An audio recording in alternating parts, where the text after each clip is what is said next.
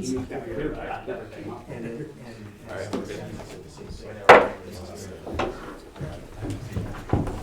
like to bring this meeting to order. Confirmation of the agenda that the Council Township of North Huron hereby accept the agenda for February 20th, 2020 budget meeting as presented. Do I have a mover? I have Kevin, seconder. I have Anita. All in favor? Carries. Disclosure of pecuniary interest. Seeing none. Number 4 is our 2020 draft. We're going to turn it over to Doug. Okay, thank you, Reeve. Good morning, Council. So today our goal is to be finished getting through the round 1 of our version 1 draft budget, and we'll talk about version 2 as we move forward. Also, we plan to be out of here by 12, no later than 1 o'clock today, hopefully 12. So what we're looking for today is we're going to start with Vicki on the her recreation budgets. We're looking for Val. She should be along shortly. We have the police budget, Maitland Valley Conservation, emergency planning. Marty, I'm sorry, we did do that one, didn't we? I think we did. Okay, I couldn't remember that one. It's very small. Economic development from Dwayne, planning and development, and we'll talk about our loan payments. Then we're going to spend a bit of time on your modernization report. So this report was a collaborative effort from all of SMT. So different department heads will be speaking to different pieces of the report. So we're just looking for direction from council on that, for especially the pieces that would impact the 2020 budget. That's what we definitely need to know the answer, because I can't go forward and finish the 2020 budget if we're going to make any changes to it. So whether we do, whether we don't, that's fine. I just need to know today so I can carry on. And then we're going to look at the, we'll take a few minutes to talk about the $10,000 from Morris Turnberry. So the next thing, we're going to start on page 37 of your purple book, now with Vicki on the Campground B budget. And Vicki's going to, what we're going to do today is maybe move along, sorry? I apologize, I left mine at home. There wouldn't have to be a copy.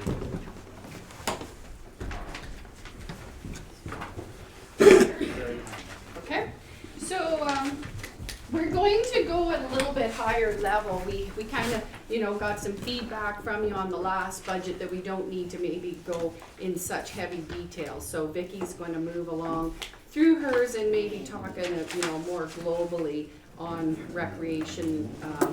And Val will do the same when she comes to that. So again, certainly if you have questions, please ask them. We need to make sure that you have your questions answered as we move along. And then we'll talk about the next steps for the next budget. So Vicki, if you would carry on, please, that would be great. Thank you, Donna. So good morning, everyone. As Donna indicated, we're going to do more of a high-level review and not so much of a line-by-line review of each of the budgets. So starting on 37, it's the Blythe Campground. The Blythe Campground, we budgeted revenue of $18,550. That is a decreased revenue projected revenue, but it's based on actuals. So we're just trying to line things up so it's more reflective of what's occurring in our occurring with the use of the facility. The projected expenses for it is $77,026, and that's a slight increase in expenses of $3,641. Those increases are reflective of the cost of insurance and hydro. Is there any questions? Go ahead, Kevin. It's strictly the campground, and nothing to do with the Strictly the the campground. ball diamonds or anything else. Just okay, the back. I didn't know if there was a carryover for upkeep or anything. Chris, have a question? Yeah, through you, Rave. Vicki, that's a pretty big drop, really, in income. Was there less activities going on, like planned activities? Through you, your worship, the difference basically is it goes to reflect the decrease in participation at the large major events. So they're charged per campsite and not like an overall rate for the entire campground. So if their numbers are down for attendance, then our revenue is down for attendance, or our revenue is down, reflective of that. So they're charged per campsite.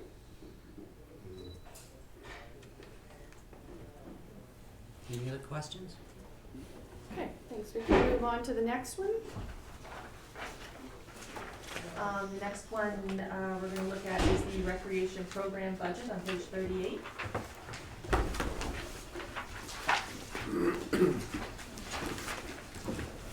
So the recreation program budget, we're budgeting, or we have a projected revenue of $90,000. That is reflective of an $11,272 increase based on programs that we're planning for this coming year, or this year actually. The projected expenses are $80,101. There is an increase, expenses reflected to costs of staffing for those programs, material supplies, and contracted instructors. But the programs that are run under this budget are on a cost recovery basis. So if we don't run a program because we don't have the attendance, like the minimum registration numbers, then the program is canceled. So that's reflected in our expenses. So if we don't get the revenue, we won't have the expenses to go with it. Questions? Go ahead, Anita. This includes the new programs in Belgrade and Blythe. That's all the programs? Through your worship, no, those are under the fitness budget. Oh, okay. Trevor? So a little bit questioning the fact that if program registration would go up, is that indicating that we would have more? Is it a conversation of more programs, or is it a conversation of increased prices? But through your worship, it's both, because we just did the fees and charges increase that council approved. But it's also increased programs. We're gonna try to offer some new programs this year as well. So Reeve, as a follow-up to that, if we're offering more programs, wouldn't that institute more salaries? The contracted services. So we have, in under recreation programs, we have. Oh, okay, I see, okay, Okay. there you go, okay, I got it now. Okay, Anyone sorry, else? it's through your worship, sorry. It's a combination. Some of them are under salaries, some of them are contracted instructors. Okay, perfect, thank you very much. Anything further on rec programs? If not, we'll move along then, Vicky, to aquatics on next, which is page 39. Okay. On page 39, then we have the aquatic program budget. We'll start off with. Under that budget, we're budgeting projected revenue of $191,814. That's increased revenue of $19,000 being projected. The revenue increase is based on the actuals and increase in program registration and memberships. Vicky, if you don't mind if I just ask something, when you say it's based on the 191,000, the actuals were 169,000 in 2018, and then it doesn't show 2019 actuals. Did you just explain that to me? Just a second, your worship. Yep. So just to note, for next round of the budget, as I said, the audit starts on Monday, so we'll have all the actuals for 2019 inputted into when we go to our March meeting, of course, so that you can, and you'll have a week to have reviewed that budget as well. Okay, So no, just that's wanted fine. to make sure. That's fine, yeah. Yeah, because there's nothing worse than being over on your, Right. okay, Yes, and your worship, I am trying to modify that. It just depends on the interest at the time and things. So aquatic program revenue did come in slightly higher than anticipated last year at 182. thank you. Okay, anything further on anything further on aquatics, and then you wanna talk about the pool building portion then? Well, I just want to cover off on projected Oh, increase, pardon. for the expenses on the program. So the program expenses are 252,000, almost 253. So we are projecting a increase to expenses of 12,933. These expenses are reflective of the increase in COLA and merit increases for full-time staff and part-time staff salaries and benefits. And we have projected a slight increase just in equipment repairs based on actuals. Any questions on that, or? Okay, then carrying on, we'll look at the pool building budget. The operating expenses for the pool building budget is part of the overall envelope of the facility and things, so there's no revenue for that portion of it. So, as you recall, we break down things based on kind of cost centers at the facilities. So, the pool building budget is being budgeted at $258,717. There's a projected increase to expenses of $11,500. Those increases reflect cost of living and merit increases to full-time and part-time staff salaries and benefits. It also reflects increases to materials and supplies, building repairs and maintenance, equipment repair and maintenance, increase in insurance as well. Any questions?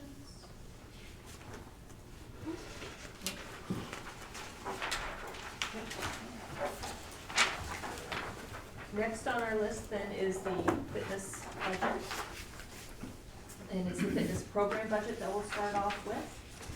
Projected revenue for the fitness program is $178,422. We're projecting an increase in revenue of $13,961. Some of that's based on admissions, registrations, and members. It's all broken down.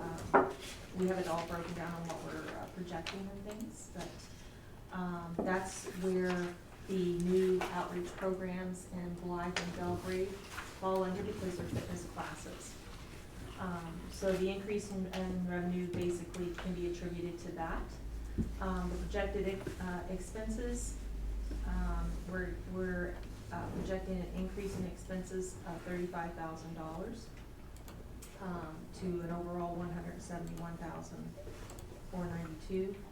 The increase is reflective of cost of living and merit increases to full-time, part-time staff salaries and benefits, and an increase in training that's required. Our fitness staff are certified, so they have to recertify every few years and things.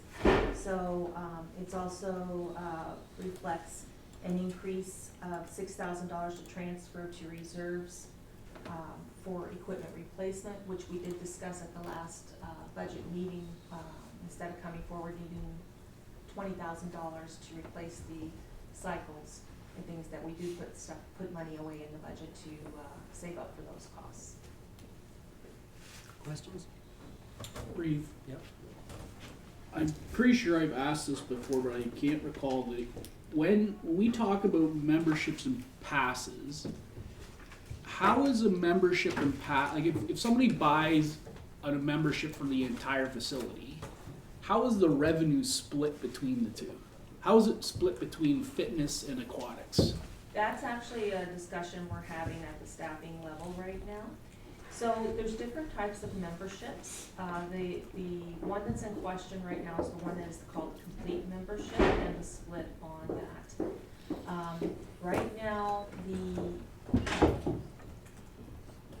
it's a bit more complicated, and would require a bit more conversation to kind of explain how it works. But they split the cost of the complete membership is split between the pool and the fitness center. And the revenue is split, it's 80-20. And 80 fitness, 20 pool? yes. Okay, but what really convolutes the whole situation is that they have this program called Rec Bucks. And the Rec Bucks program is used to pay for, it's given to children whose parents have memberships or have this complete membership which covers the whole family. And that's used to register the kids in programs and also to allow them to do a birthday party rental or things like that. So right now, we're looking at the split, because the aquatic supervisor's concerned that it's not really fair based on the costs and things and how the costs are being split. The cost of the program, of the Rec Bucks program is split 80-20 as well, but the problem is that with the aquatic center, she has to have staff on deck, and it's all regulated with respect to how many people are in the pool, versus if the fitness center, people can go use the fitness center without a staff person actually being there. So that is under review right now, and there will be some type of change this year. Okay, thank you. Go ahead, Kevin. No, thank you, Dave. I wonder if you could tell me, or if you have an idea of what the major component of the 25.67% increase in expenses. Is there something major that things are going up 25%? For the program itself, Yes. the major expense would be the increase, the COLA increase and merit increase for staff. And plus the transfer to reserve, which wasn't Yes. there the year before. Which So is that- $6,000. So that affects it as well. Mm-hmm. Just saying the percentage of increase for staffing shouldn't be any higher than the increase of the cost of living that we're Where's the grid too? The grid. The grid. the grid movement, yes, the grid, the barbecue. The grid. Thank you very much. Thank you. And through your worship, Councilor Faulkner, then it also affects the amount of the benefits. So they're all tied together and things. So if there's a grid movement or a COLA increase, it increases the amount that's budgeted for the cost of benefits for those individuals. Any further questions on the fitness program? Okay. Moving along then, we're looking at the fitness building, budget. Again, there's no revenue associated with that. It is the expenses that have been broken out for the facility. Projected expenses, for that portion of the facility is $74,225. We are projecting an increase of $8,647. This does reflect a transfer to reserves of $8,000 and an increase building repairs.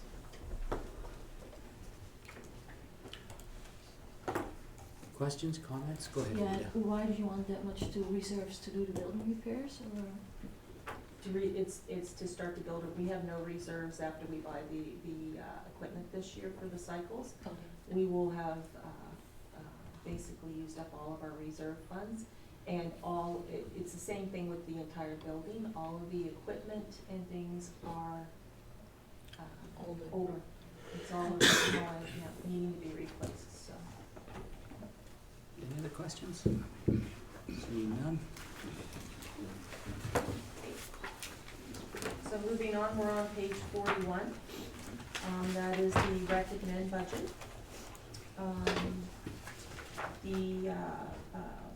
Under the projected revenue, there's really no change per se, because we are planning to do the rec master plan, so that $50,000 is being shown again as coming back in as revenue, and we do have some advertising in there as well that we will be budgeting for. Under projected expenses, our expenses are being projected at $486,427. That is an increase in expenses of $35,250. Those increases reflect cost of living and merit increases to full-time and part-time staff salaries and benefits, and an increase to contracted services for our computers and phone system to continue it. Contract and things. Questions? Seeing none? Moving along then, we're looking at the Wyndham Arena portion of the complex of the West Pass facility. So that part of the building, again, is a cost center. We have projected revenue is going to be $254,000, and that's an increase $8,000. The increase reflects the increase in fees that was approved by council. Under projected expenses, we do have an increase in there of $143,506. That increase in expenses reflects cost of living and merit increases to full-time and part-time salaries. But as well as a slight increase in there in training and travel. But the bulk of it has to do with the transfer to reserves to deal with the humidity push issue for the roof. We need to start to transfer some money to reserves for that particular issue. We do have some money budgeted there as well for refrigeration. And I believe that was one of the items that Sean had identified when he discussed his budget and things, and we talked about capital and that there may be things that we may need to reduce in the budget. That would have been one of the ones, but we're trying to get money put away to deal with these issues. Questions? I have one. This $140,000 we're putting away and the humidity problem that's been there since the day before we built the building. Is it just the squash courts causing this problem, or is this the fitness center too, the heat and cold expansion? If Yeah, Sean could speak Sean. to the Yes, Your Worship. Basically, it's been identified as the significant difference in temperature and the fact that between the pool and the fitness center, there's an inadequate vapor barrier. So you've got 84-degree, very humid air on the pool side, where you run the fitness 68 to 70 kind of thing. Cool, dry air on the other. In the absence of proper vapor barrier, it actually works like a big condenser. That's why Vicky's team has been dealing with so much moisture and damage to that roof area. So this money's in there to take care of that, or this is going towards taking care of that? This is part of the overall package, because what we found as soon as you started turning one rock over, you found another. So Yeah. it will help in the overall resolution. We do have some money for this year that we're going to start working on trying to stop the transmission of that moisture. Okay. And then this would be used to move forward and clean up the rest of the problem. Okay, thank you very much. For your worship. Yep. So some of the issues, just to further explain that some of the issues that were perceived as being roof leaks were actually condensation issues where the water was traveling and then leaking into the areas and things. That was what was, Sean was able to have that investigated and discovered, so. Thank you. Any other questions or comments? Seeing none? Okay, moving along, we've got the Arena Wyndham concessions. Projected revenue coming in at, we're projecting $5,250. That's a slight increase of $250 over our actuals. The projected expenses, there was an increase by $500 on the actuals. So we're doing well there with the vending machines and things. So Questions? Go ahead, Trev. Has there been any more public discussion about the concession routes in Wyndham? through your worship. Okay, thank you.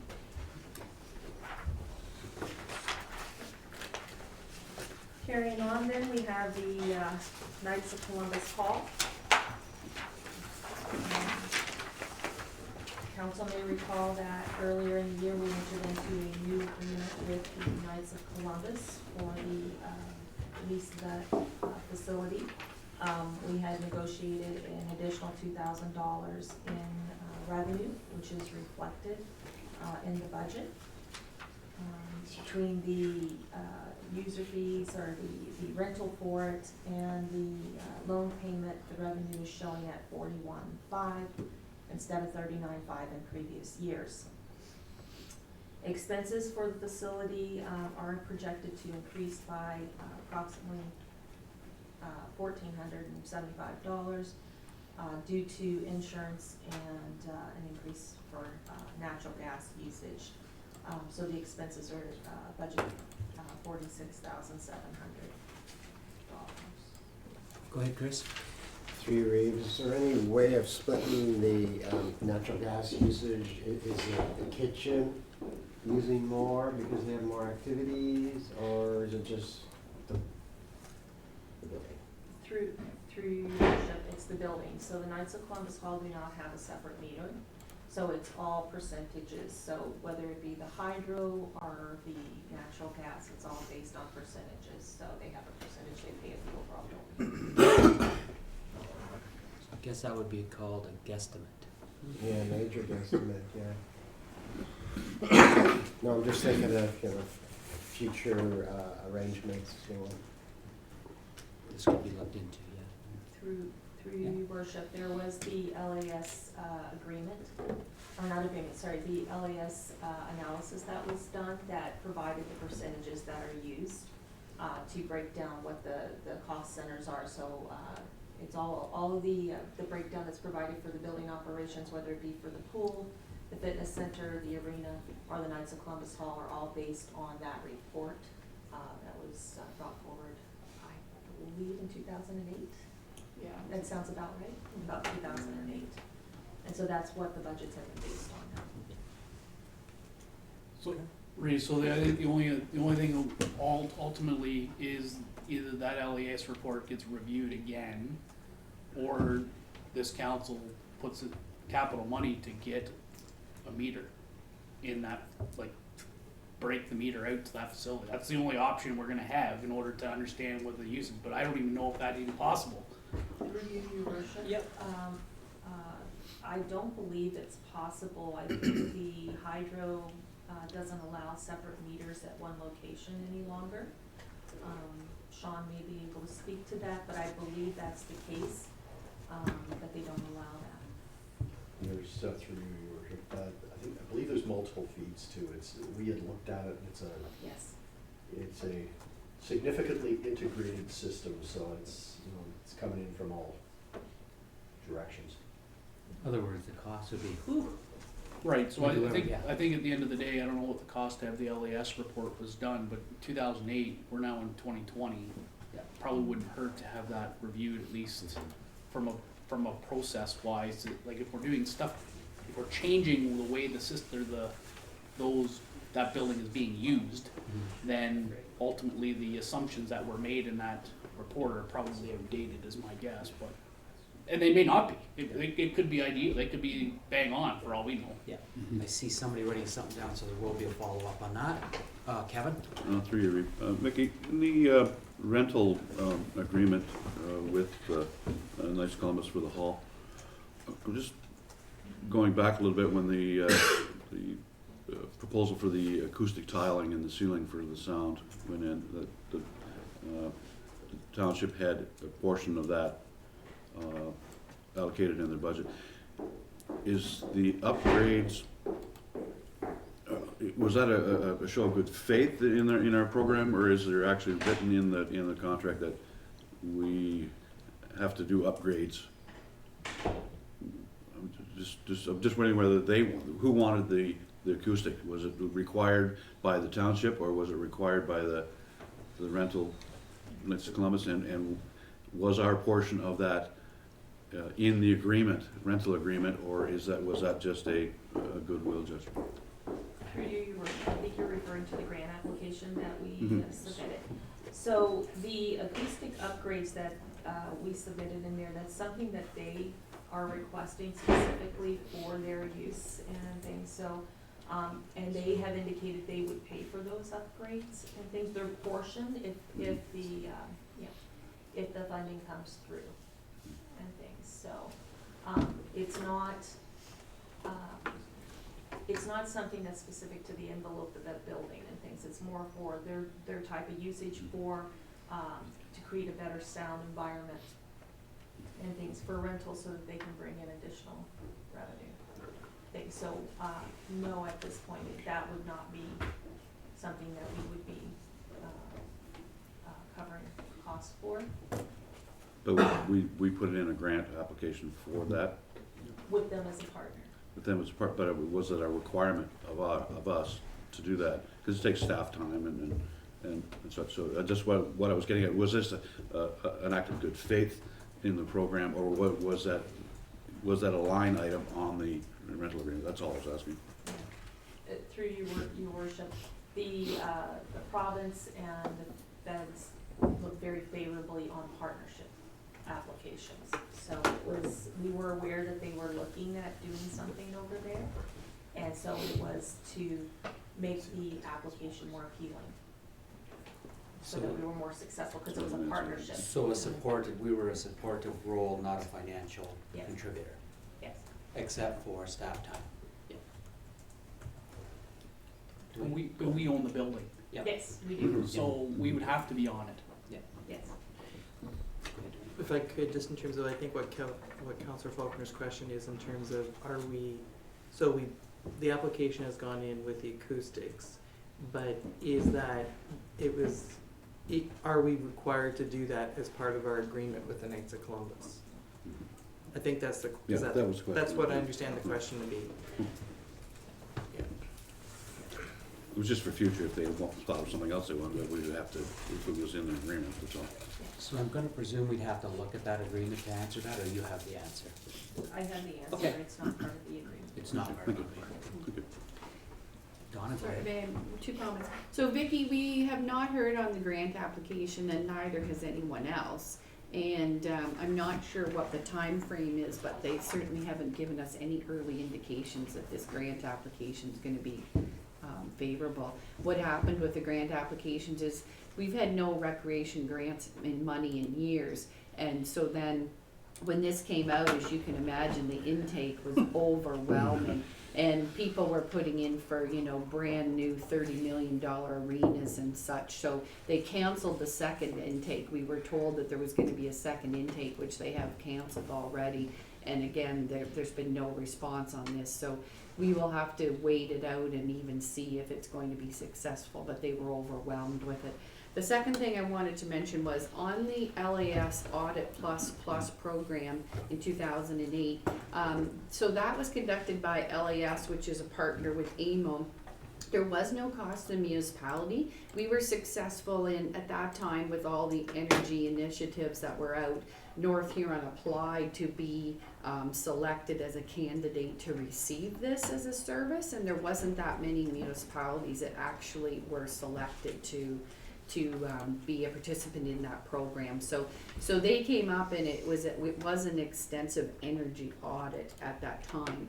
And as I said, we were successful in that at no cost. But as you say, Trevor, that was quite a few years ago, but we didn't pay for it then. So, in the future, if we were going to do that, then we would be looking at outside dollars to bring an independent contractor in at some point. So, it is certainly something that, we've had a bit of those discussions.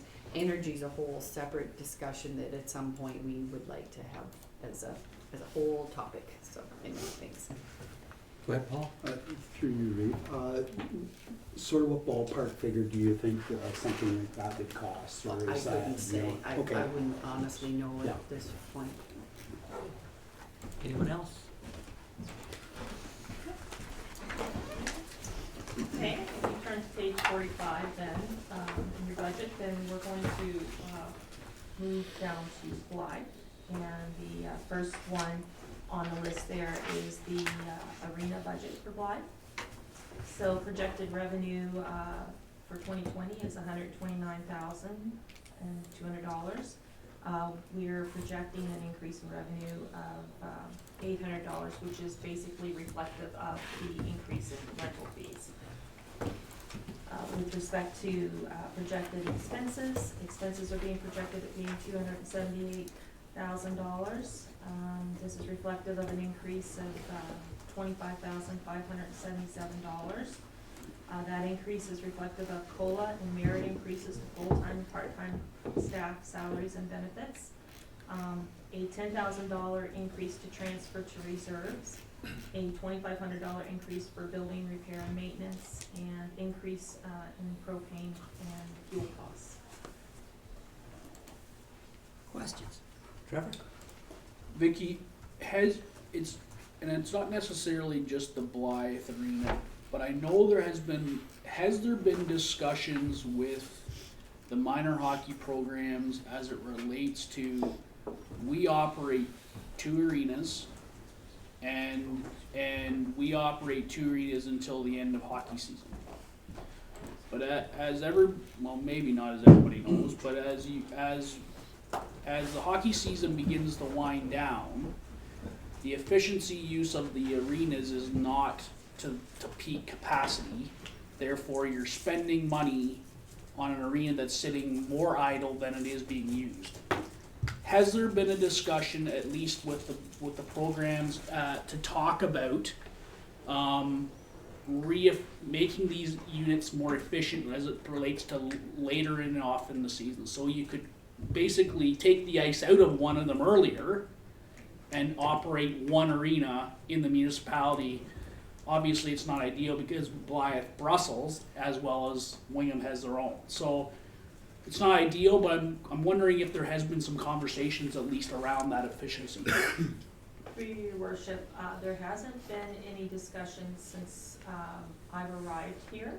There is a policy that was passed by council with respect to the in and out of ice at the facilities to accommodate or to look at achieving those efficiencies.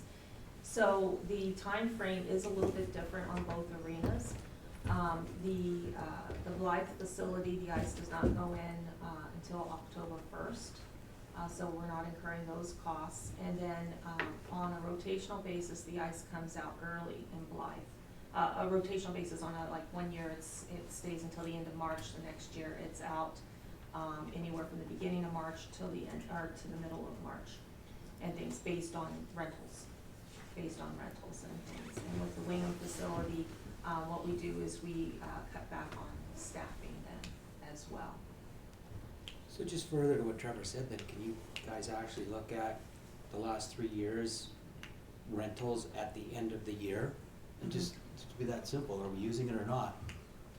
Yeah, the issue becomes, sorry Vicky, I don't want, the issue really becomes a discussion about, if a team were to go to the All-Ontario Finals or the Wingham Ironmen were to go to the All-Ontario Finals, they're playing into April. Like, they are. And it becomes a political discussion because really, if you were to ask them to play in Blythe, the world would end. And literally it would end. And if for example, if Blythe Brussels was to play and they were using the ice and we alternated this alternate arrangement and you would ask them to play in Wingham, the world would end. So, I'm just asking whether the conversation has been had with these particular groups, sitting down with minor hockey associations, schedulers who are doing this stuff, and see if there's a way that we can make it beneficial for everybody involved, but ultimately understand that we're not here to make it a political issue. We're trying to make sure we're making it efficiency for everybody.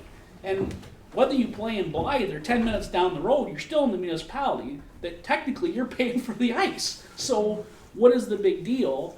But I know it is a big deal, and that's why I'm not saying we do it. I'm just saying we have the conversation, because I don't know that we've had the conversation, and we're making policies based on what we think might work. I would rather have a discussion with the users of the system that use it later on in the system, so that they can be part of the discussion and maybe part of a solution, and maybe we don't go anywhere, but at least we have a discussion. I'm going to agree with Trevor, and I'm going to suggest we look into it and not say we're going to make any moves. If we can bring people from India, land on a plane in London, and come to work in Wingham, and we can learn each other's way of life, I'm pretty sure we should be able to get along as hockey teams. Now, I'm not a hockey player, never was, so I'm stepping way out of my boundaries, so I might get hit with a stick tonight or something. But let's have a look at that. Elbows up. Yeah, it is a political discussion. Hockey is a very political game, and it has been for many, many years, and it's not gonna change. So, but I think we as a council and we as staff have to be understanding of that. We're charging them a significant amount of money for rental of ice over the whole year. And how we can change that cost to them is make the efficiencies. Yeah. And maybe then we don't have to charge them as much. It's possible. Kevin? Will that show up in our recreational audit? Well, it might, but what the audit might say though is whether we need 2 arenas. Like that's what it's ultimately. It's not going to look at the usage that that in depth. Again, I'm not a but I couldn't agree that I don't think they're going to go to that in depth in the programming to know. But this is a discussion that I wanted to make sure that at least we've had the discussion here, and then staff can take it to talk to the people who really need the use of it. And it's just for us because we're talking about pricing all the time and fees and charges bylaws and stuff that, you know, if you send the group an increase in fees of $25 an hour for, again, who's going to hear about it? We are. So we're going to hear it either way. I think it's more beneficial if we're making policy changes that we involve the people who are actually using the facility and see if we can make an arrangement for efficiencies and effectiveness. Go ahead, Paul. I believe through that, with that, what we're going to get looked at, that $50,000 we're spending on, I think gives us a different third party looking at it, and it'll be straight numbers there, and we'll be able to look at it on both sides. Yeah, without a personal practical action. end, and so Yeah, let's go for it. take that as just direction. Thank you. Nothing else, let's move along. Okay, carrying forward then, the next item on the list is the Blythe concession. As you recall, we have lease agreement for the use of the booth down there. That is reflected in the amount of revenue that we're projecting for 2020. So we have projected revenue of $5,000. The expenses being $3,500. Increased expenses of $2,500 reflect actual costs of supplies. So what was happening there, when it says the Blythe concession, that covers the vending machines as well as the concession lease and things. So when putting together numbers and things, there was a bit of consideration given to the fact that the operation of the booth may impact vending machine sales and things, but we did take that into consideration. But there was also, these numbers were reflective of actual costs, and there was a purchase made more toward a year in there for supplies, which is why it's reflective of a $2,500 increase in supply costs. Does that make sense? Yep. Questions? Yeah. Trev?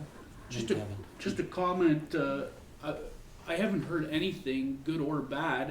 Has the tenant, are they happy with the arrangement? Are they seeing the arrangement as they hoped it would look like? And I haven't heard anything, so I'm not sure whether it's a good deal or a bad deal, I guess. I haven't heard anything from the tenant, and I haven't heard anything from the public. What I did hear from staff was that they had hoped it would be open more, but the arrangement was for the major events. That was the arrangement. So the agreement, though, was subject to them getting the volunteers to do the additional times, or them having requests from for other to be open during other uses or specific times. Okay, thank you. Through your, first comment, yes, the vendor is happy, from when I've talked to them, and they are hoping to be open longer. It was their first project to see how it went. My question is the six-fold increase in materials and supplies, wouldn't that be taken under the renter? Is this for cleaning? Why such a large increase just because the vendor showed up? Through your worship, it's the vending supplies, it's the candy bars, the chocolates, a big order coming in. Well, simply a big order at the end of the fiscal year. Yes, Okay. yeah, it's stock for the vending machines. So it will carry forward, it's actually for sales that will occur in 2020.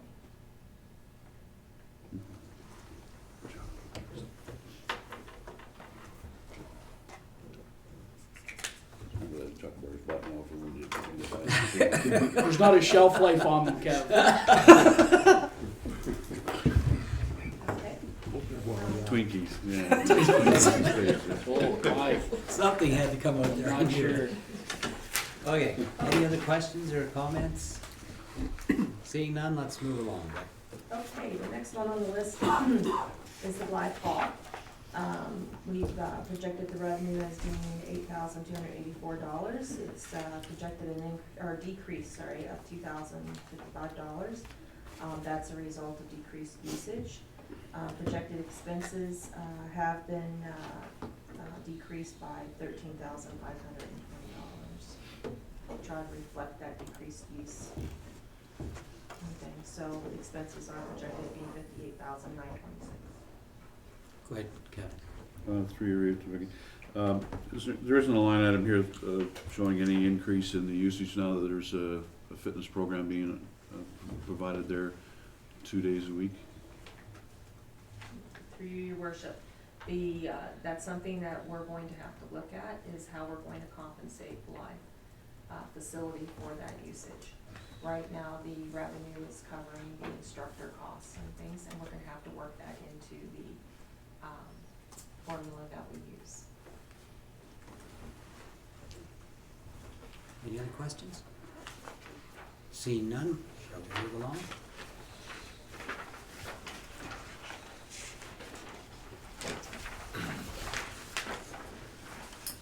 I actually believe we're done, because Sean, I believe, covered off on the East Wawanosh facility.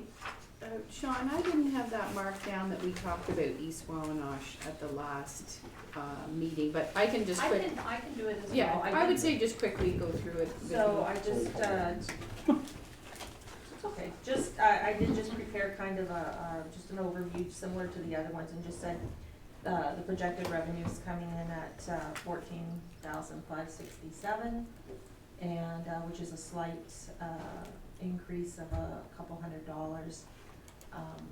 And then, for the expenses, then, they're basically $55,843, which is reflective of a $416 increase, for insurance. Questions, comments? None. Okay, thank you there, Vicky, that was great. So now we're gonna move to Valerie. So Valerie, we're gonna start you off on page 28 with your childcare budget. So Val, if you wanna take it away, carry on. And so we're gonna go, as we talked about, we're going a little higher level with not, line by line, but anyway, carry on, thanks Val. Through you, Reeve, I would like to apologize for being a bit late. We have 6 staff and new children in the childcare center, so it was a little crazy down there this morning. But anyways, Donna and I had chatted about the idea. I understand you don't want to do line by line, and that's okay. That we should look at the childcare programs as a whole package, not as silos. You do have individual budgets, so we can track which programs are most effective. I would highlight a couple of changes that in the main childcare budget, we did take into account the prospective changes with the assistant supervisor type positions that we are looking at having banded. And Dwayne and we have a report ready, but needed some follow-up with the people that are helping us with that.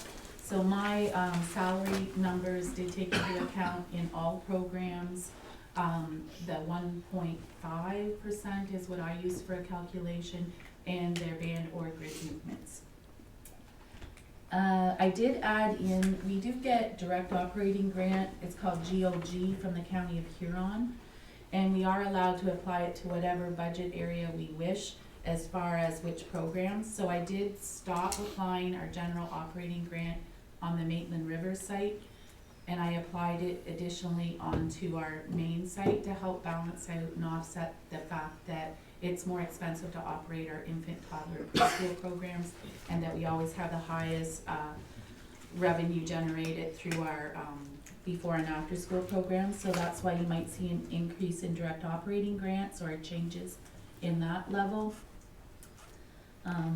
You'll see in all of my programs that most of our expenditures have not changed significantly. The only changes you typically see with my programs are in the salaries and wages, and it depends on numbers of children attending the program, and it depends on the wages and their grid movements. So, just quickly, you will notice if you go to the Sacred Heart campus, that is our before and after school program at Sacred Heart. It's significantly higher, or the revenue from parents is higher because we've actually been growing that program.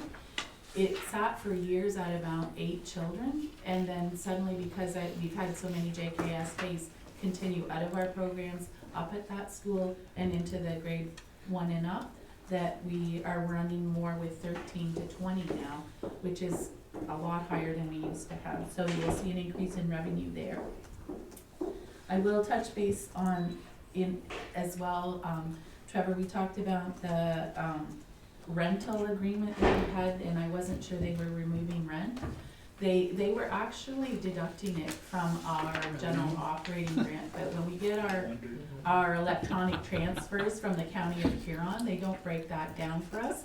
So we've been speaking with them to give us a more detailed summary report of the rent. So I apologize that I was not aware that. So we were paying rent.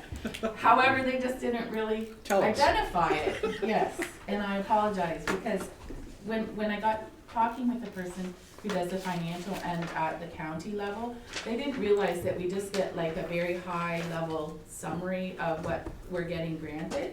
So I was breaking it out based on their figures they gave me for general operating grant, not knowing that they had deducted the rent out of it. So we are paying rent at Sacred Heart. We were paying last year for 1 room. You will see in the 2020 budgets that we are gonna pay for 2 rooms up at Sacred Heart. That is good because we have got our spaces licensed and we do get to start using that 2nd room. So we're going to increase our numbers up at Sacred Heart as well. That is the early learning site. Again, you will see a higher increase in parent revenue because we are going to be adding 16 spaces up at early learning. We've already been working on a plan to get 8 new children, or 8 of the children up there so we can make room to put in our new infants and stuff.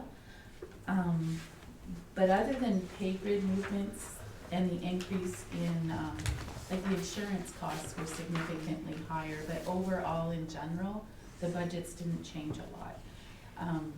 We did increase the revenue to offset the implementation of the new supervisor positions. So that was the only change in structure.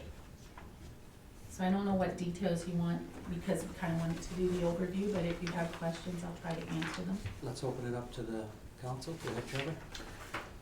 Val, the only question I had was your high level overview said that direct operating grant would be, you separated it from the child care budget and put it where the more costs associated to it. When I look at the, like, are we expecting less in direct operating grant overall? No. Because that's what this tells me. Okay. So, Donna's gonna pick up on that. Yeah, so Valerie, remember last year, Oh, the wage 2019, no, for the direct operating grant, we had, that budget figure last year wasn't correct, if you remember, and then this year, then we have corrected it for what we're actually going to get. Again, with the, way the Combined, it was all They- combined. It was all combined into one lump sum payment last year, but it was actually wage enhancement grant that they had given us. So where you see the 276, I budgeted for that because I sent it in one lump sum payment again. But The- that had also the wage enhancement in it. But it also had the wage So enhancement in we, it. so we when basically duplicated the budget then. So when we broke it out better this year, we got them to actually specify and break down how they're making those payments to us. So it does look like less, but it's actually more. So it's it's ultimately a corrected. correction from, Yes, from And that prior includes years. direct operating grant amount, so what we do get monthly for the daycare is 13,158 from the county of Huron. And, we do get 3,189 a month up at Maitland River, but what I was alluding to was the fact that because Maitland River doesn't really need it to offset costs or to help supplement, that I moved it into the childcare budget to help make any user costs less. Yep. And that was my fault last year too. I just gotta learn to get those people to break it out a little differently and give us more paperwork with their funding. Other questions or comments? I wanna just touch on one thing, Val. We talked about opening up a site in, Blythe, looking into that. At the county level, I had, I forget the girl's name, contact you because there was more money available for more spaces. We've had a conversation, maybe you could partner with a private, person over there and maybe get them involved because we can't find a space. Don't know what's going on with it, and forgive me, I forgot my, budget, Donna okay. gave me. So I don't have any numbers or anything in front of me. Is there anything in your budget, or how are we moving forward? That year's come and gone, there's gonna be 4 years come and gone, and it was an issue during the last election, people in Blythe wanted daycare. So So- can you just touch on that, please? Through you, Reed. I have spoken with Diane Million, who is currently the social services director over there. She's filling in for Cheryl Patience. I spoke with her after you brought forward that, make sure that we know there's money in the budget for expansion, make sure they know we want it. So I've talked with her and she is aware that, we are very interested in that. She said no one else has come forward with any expansion ideas. I did not budget for it other than because I feel that first we have to do a consultation with the community and find out if the need is warranted.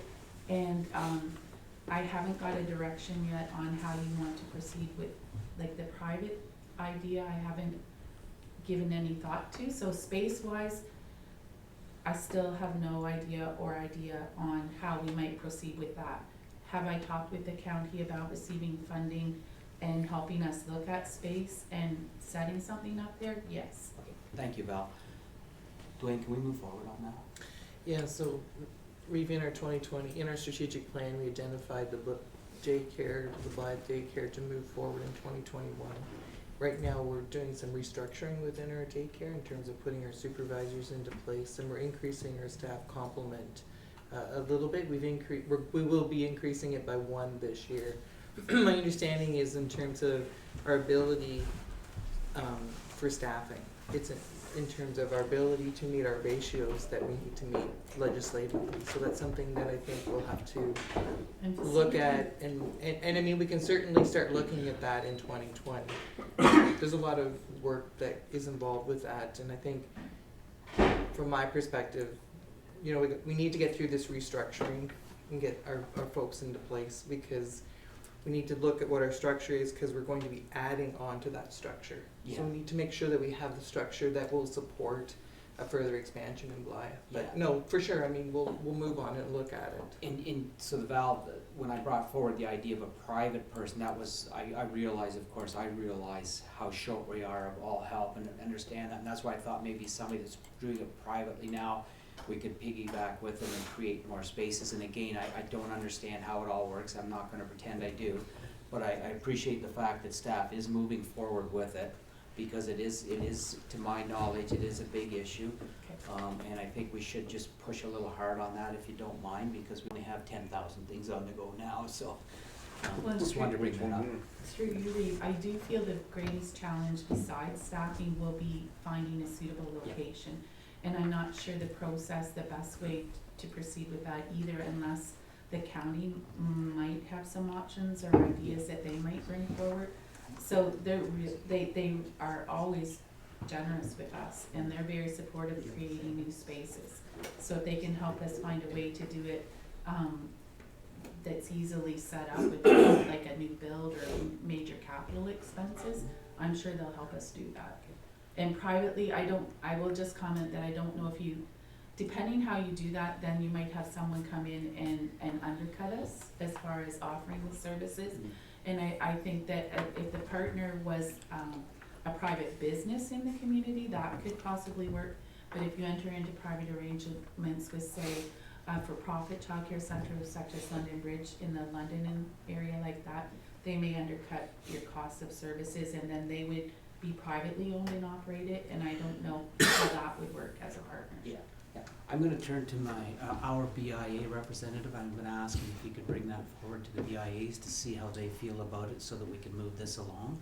Kevin, you did have your hand up. I'm sorry, go ahead. Yeah, through you, the public consultation might identify areas, because childcare is not only just infant care, they have the after-school,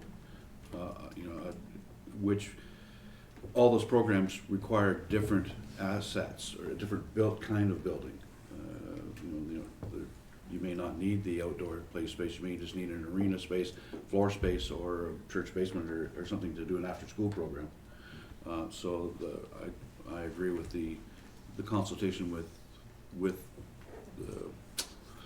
the residents of Blythe to find out what is more commonly needed right now, or what is facilitated about right now versus the infant child care, or what do they really need? What can we start? Yeah. We might be able to start it after school, but not have the building to do infant care, but it could be implemented now with what we have. So. Yeah.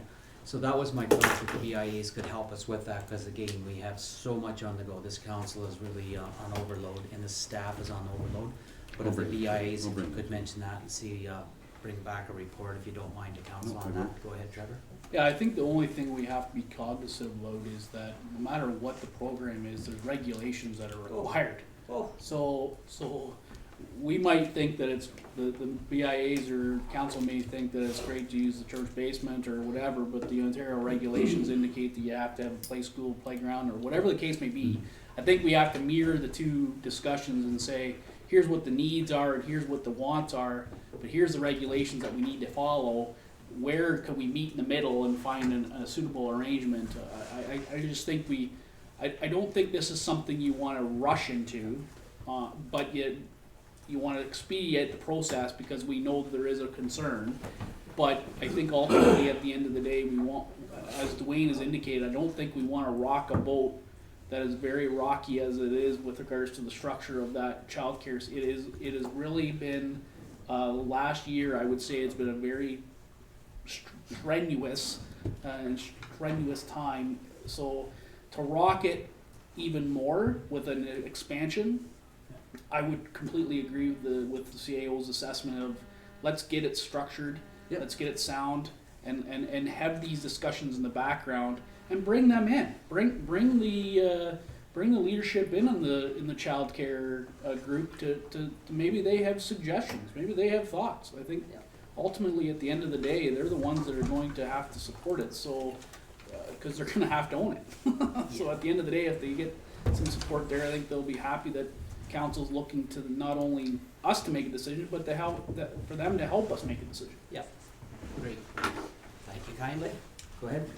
I will work closely though, Bailey, with the county, should there be funding available, that they know that we would be interested in any capital expansions or any additional expansions. Because even to accommodate the children that we're housing currently, like because we are so full and have such good wait lists, they'll work with us, but I think the best place is to, prove to them that there's an identified need. Okay. And then we'll take that forward to get a plan on how we might meet that need. Sweet. Okay, let's move forward on that. Thank you very much, Val. And this is not a rush job by any means. This is, let's take our time and do it right. These are the children of the future. Moving on. Okay, thank you. So we're going to now move on to page 13 to the police budget. So the police budget is vastly different than this year than what it's been in the past, since we are now under contract with Wingham and with the 5.1 for Blythe and East Wawanosh. So on the revenue side, for Wingham Ward then, we were successful through, I think Trevor, you've reported that Wendy Burrow, when she was at the Godridge OPP detachment, she did a great job of coming up with an application for us on a new grant. Community safety and policing is what the program is called, but I think there's a more formalized project cost there. So anyway, that's a 3-year grant, and it's a 3-year program that we're successful in, and so the amount of the annual grant is $71,250. So down into the small lines in the budget, we still have a police board which we pay some honorarium to, and we've put $1,000 in for the police board to attend any type of a conference or a meeting for this year in 2020. The OPP policing costs for Blythe and East Wawanosh actually went down due to a reconciliation from the previous year. So they're down about $3,000 roughly, which is great. And then for the Wingham Ward, the last year's amount of $1,147,000 was actually over $1.3 million, but you see it was prorated because they only started in February. So when I say the amount for this year is actually up $60,000, it was because we didn't pay for a full year last year. So I just wanted to be clear on that. So as I mentioned to you the other night in the when we talked about the transfers to reserve listing, because the expenses came in, we were very fortunate that the capital amounts and the contract amounts, we weren't billed for those full amounts. So in version 2 of the budget, what I had suggested that I'd like to do is bring $60,000 out of what we just transferred into reserve to offset the $60,000 increase for this year. So as I'm working through version 2, whether that's 60 or 65 or whatever I need to make the Wingham Ward more palatable, that's what I'll do and bring forward to you in the next round of the budget.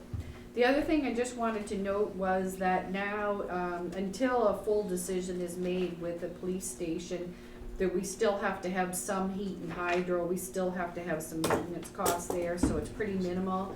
And just to note that these costs are no longer area rated to Wingham. These are now, because it's a community basically building something until a decision is made. I just wanted to make sure that you understood that that $8,280 is not area rated to Wingham anymore. So, are there any questions on the police budget? Go ahead, Trev. The honorarium, is that taken into consideration the 2 new provincial appointees that have been associated to this? Yes, it is, but it's reduced because you're reducing the Reduced, meetings. and as was my second question, it's been Okay. reduced the number of meetings? Yeah, so that's why it's down. Go ahead, Chris. Yeah, just a thought. The percentage of cost for the Wingham Ward compared to the other 2, like, it's huge. Do you feel that we're getting our money's worth? Trevor? So you're asking whether you think we're getting our money's worth? Yeah, because it's $1.3 million for Wingham, and 300,000 for Blythe and East Wawanosh. Like, it's huge difference. Just wondering, are we Well- getting our dollars worth? Well, first of all, we have no choice. I know. We could not ask for we could have asked for a 5.1 at the time. During the negotiations of the contract, it seemed to be thought that that was a significant reduction in level of service that the community was not already willing to take on when they were removing the Wingham Police Service. So the service level that is in Blythe and East Wallinash is significantly lower than the service level that Wingham gets. So we have officers in town, if not daily, they're around the area. Where Blythe and East Wallinash may not. They may not even be anywhere near Blythe or East Wallinash for the whole week, unless they actually get a call or they're driving through.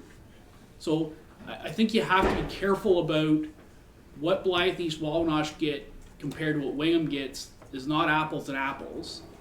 And I think during the discussion about the contract was when we brought the contract or the negotiate to the OPP was we didn't see it as Wingham residents would accept that significant of a reduction in service, especially after all the public consultation that we had.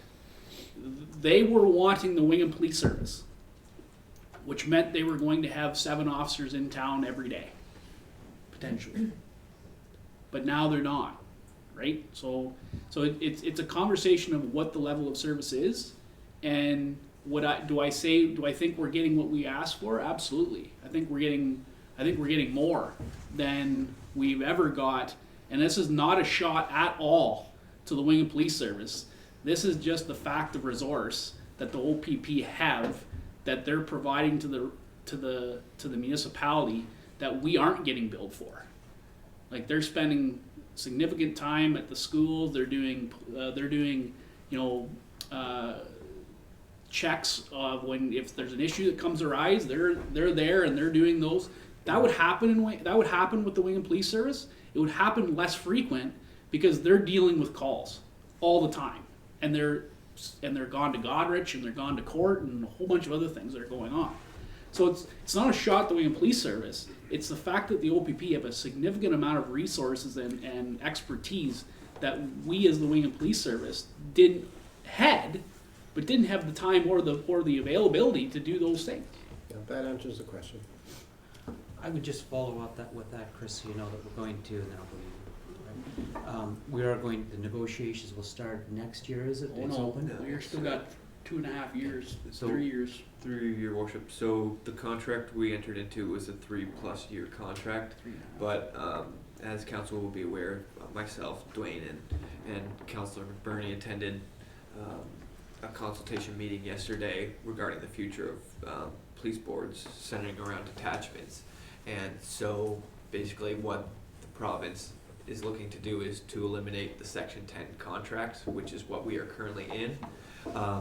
The one thing we're still waiting on is clarity of whether our contract, because it's a transitional contract going from the Wingham Police Service to the OPP, would be treated as something a little different than a normal Section 10 contract, or whether it would be grouped in with all Section 10s and it would be eliminated.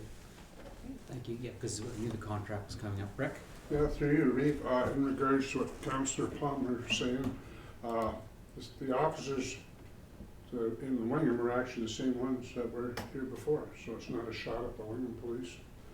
And then look at the reports we've been getting. There's activity there, a lot of it. Kevin? Through your Eve, or to your Eve, I think it'd be good to note, as far as the council goes, that in the transition between the OPP and the Wingham Police Services Board and Schedule 5 in Blythe, that this council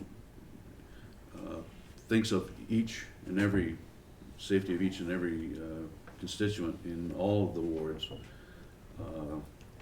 that going forward we should be making sure that we treat all situations equally, rather than having 5 different contracts and different levels of service going forward. If one part of the township is getting over-serviced and one is being underserviced, it gives a bad look. Yeah, just before I go to you, Trevor, yeah, like I said, when the contract comes up, or maybe before then, we can have a good serious look at, and we'll be talking to like Central Huron and East Huron, because they're in the same situation we are. They have towns and then they have rural areas, so we will be seeing what they're doing, how it works, and reflecting on that, because I agree with you. I'm sure Trevor didn't mean to make it sound as if you guys were forgotten, as you do have totally different agreements with the OPP than the Wingham one right now. Through your worship, so under the Police Services Act, basically you have to have policing. If there's no municipal policing, the default is the OPP, right? So section 5.1 is basically that's what East Wawanosh and Blythe and many other municipalities, when they don't offer their own policing, the default is the OPP. So there's not, in a sense, there is no contract. The only contract we have is for the section 10 with the Wingham Ward. The changes the province is moving towards is to eliminate all contracts, and basically, so almost everyone would be almost move towards a 5.1, and then if you wanted enhancements on top of that, you could enter into a separate contract, and like Ruth Bailey said, depending on when this contract ends, that's something that could be looked into, whether the township feels the need is to have no enhancements or to have enhancements for the entire municipality to treat them the same. That's all things that can be looked at. Good, Trev? Yeah, and you know, I don't wanna, it was not the intention of the way I communicated that Blythe has any less of a service than what Wingham does. That's just the intention of the service. The concern is that during the negotiation of the Wingham Police Service going to the OPP, council at the time had a very pointed discussion about the possibility of expanding the Wingham Police Service into Blythe and East Wawanosh.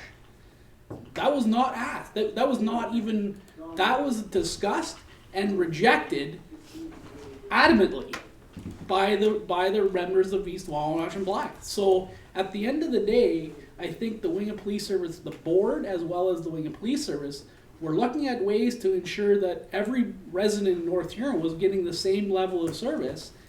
The residents of East Wawanosh and some of the residents in Blythe liked the service they were getting, and they don't see any need, they didn't need or see any need to change it. So that is, and under the Police Services Act, everybody is required to have effective and adequate service.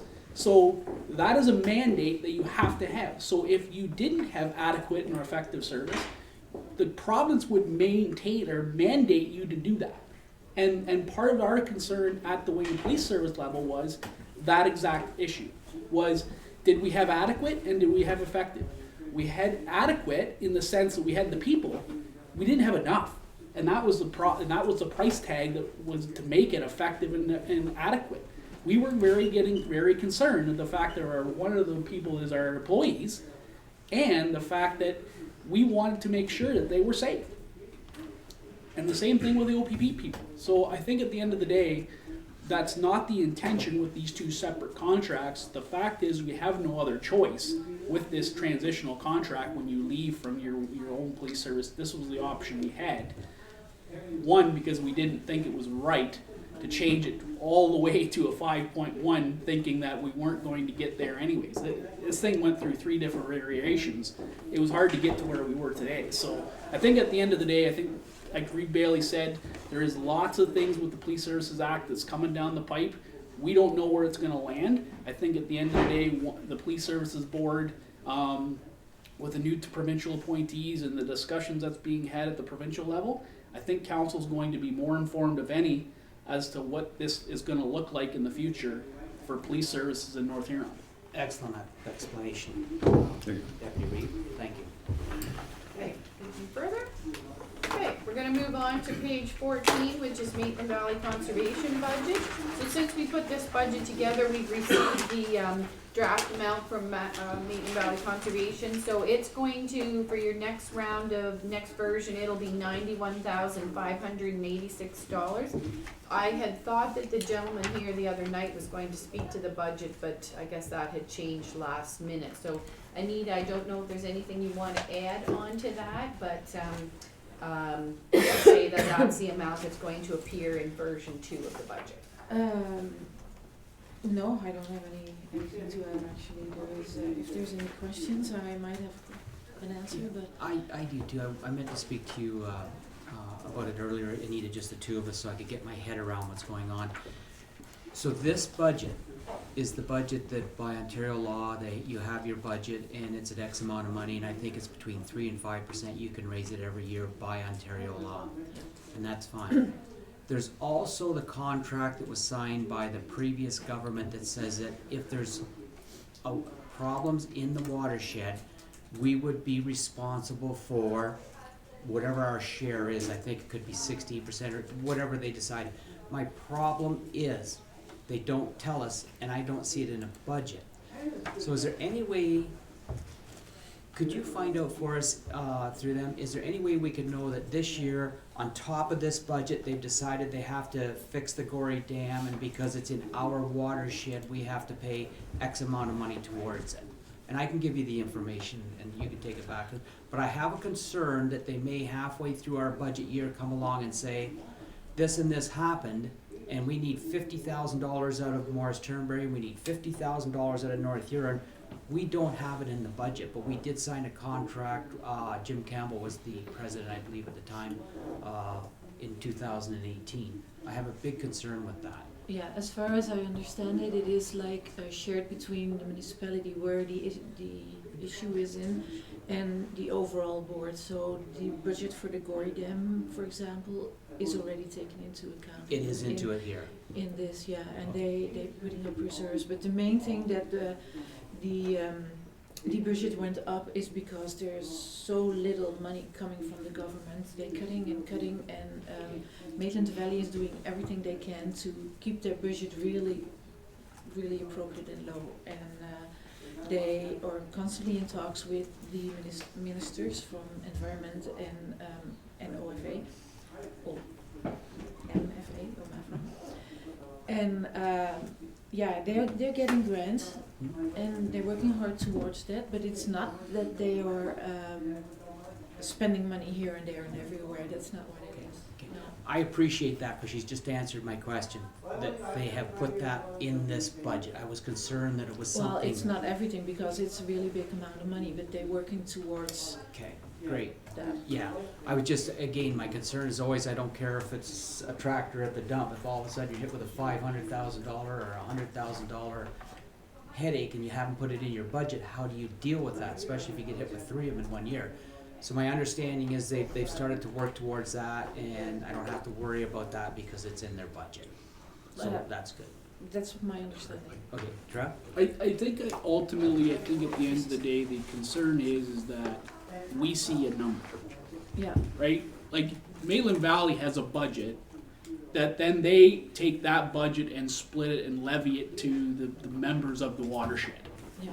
So, you know, we as a member of council have the ability to go and see that budget that Anita's probably got, because those are public meetings. Yeah. So, you know, I think ultimately at the end of the day, if we as council had a snapshot as to the overall conservation budget, that would allow us to understand potentially what is in it, and then ask the question next point blank that you're saying, Reeve, is saying, here's, if it says capital, what is this capital, and where is this capital, and think it allows us to ask pointed questions as opposed to the generic question about this agreement that we have. Because if we would have seen the overall budget and just our share, I don't personally care what the share of everybody else's is. I just want to know what the overall budget is, so that I can know that my share is incorporating all of the different aspects of it. So I think we as responsible councillors could get that information on our own through the budget information that comes from the Maitland Valley, but if it's provided to us by Maitland Valley as well, that would, and I'm sure it's provided to the treasurer, maybe that's part of that section in this where it's a line, but it's an appendix in here that says, here's the budget that you got from Maitland Valley. It's no different than we get one for BIAs and stuff like that. We look at those. Okay, our appointed percentage for the whole watershed is 5.8% of total budget, so that's really small. Yeah.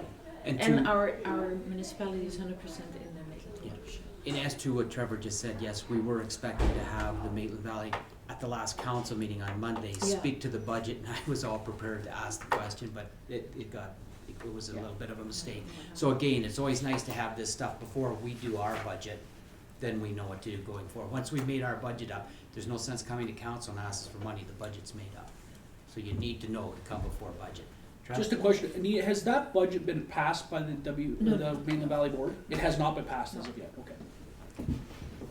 It has to come back from the municipalities that is agreed upon, and then it goes back. So I think we'll pass it in March the 8th. So Donna, do you know, do we have them coming for a presentation? No, I wasn't involved with that, so I don't know what happened to the package or what kind of happened the other night. So, through your worship, so there was an agenda item on the consent agenda that spoke to their budget and priorities, and then they were coming to speak about the meeting they had on the updated floodplain mapping. That was their original intention anyways. Okay. So there was correspondence on the consent agenda that was about their priorities and budget. Yeah, I was talking about the priorities and the work plan for 2020. And But that was it- in our correspondence last council. Right, but it wasn't the budget. It wasn't the budget. It just No. talked about their No. priorities, which is fine to tell us the verbiage, but the verbiage of priorities isn't always easy to follow as it relates to line by line items in the budget, especially when it talks to agreements like the Reeve was talking about. Yeah, I'm very concerned about that agreement. I'd like them to, we'll have a conversation later. You Okay. can tell me how to approach that. Thank you very much, Yeah. Anita. Okay, perfect. All right, so then next we have economic development, and Dwayne's gonna speak to this one, and it's page 53, getting near the back of your budget. And so, Dwayne will tell you what is in and what's changed in the economic development budget. Sure, thanks, Donna. So, as council's aware, there were some projects that were started in 2019 that are continuing on into 2020. And those are at the bottom of your draft document there, noted reserves. So as council's aware, we had the in it to win it. We had an obligation to the owner, or to the winner, to pay rent until approximately June of this year. The website project was approved by council. Those funds were taken from the economic development budget in 2019. We're gonna carry those funds forward in 2020. Main Street Revitalization Funds, this is a program that was provided by OMAFRA that funds our community improvement program. That program, we're in the final 4th intake of that program in hopes that we'll have all of those monies allocated by March of this year. And we had $50,000 that actually in the 2019 was earmarked for transfer to reserves, but council granted authorization. Those monies have been used to move the Hutton Heights development forward. There was some leftover money there that again is transferred forward. So, in terms of going to revenue, the total of the revenues coming forward from 2019 is $116,000, with a potential $5,000 from a RED program. So your total revenue is $121,000. In terms of looking at your expenses, under advertising and promotion, there's $23,500. 15,000 of that is used with the partnership with the Blythe Festival. There's 3,500 there for the Alice Munro Festival. As you recall, there Karen Stewart came and spoke to that, basically asking for council's continuation of that. There's $10,000 for a RED grant program. We're in discussions at this point in terms of what an application might look like. 10,000 allocate to the program, 5,000, it's a 50-50 cost share. So we again, in the revenue, we put 5,000 in from the program, and 5,000 would be our contribution. In terms of Hutton Heights, you'll notice a figure of 120,000. The 120,000 includes the carryover from 2019 of 40,000 approximately, and then additional $80,000. So we've just determined that it's going to cost us approximately additional 80,000 to complete for the continuation and the completion of the necessary studies. So that's, for example, we have to do a traffic impact study, an urban design study, etc. So on the basis, continuing with that, there's 80,000 available there. The 54,000, 50,000 of that is our contribution to the hospital, our fulfilling our $50,000 commitment. And we put, yeah, and then I'm just looking here for a quick second because there was money to go into community improvement. Where, sorry. So it's at the very bottom, the 40,000. The last one, 40,000. Yes, so there was money, additional funds to be allocated for the continuation of the community improvement program. So overall, this budget is up about $58,000 more to the taxpayers than last year. So that's where you'll have to look as we work our way through the budget, whether all of this can stay in. It's all important, but whether we can afford to keep it all in the budget or not will be the question that you have to deal with. So before I throw it out for questions, I just want to touch on a couple of things.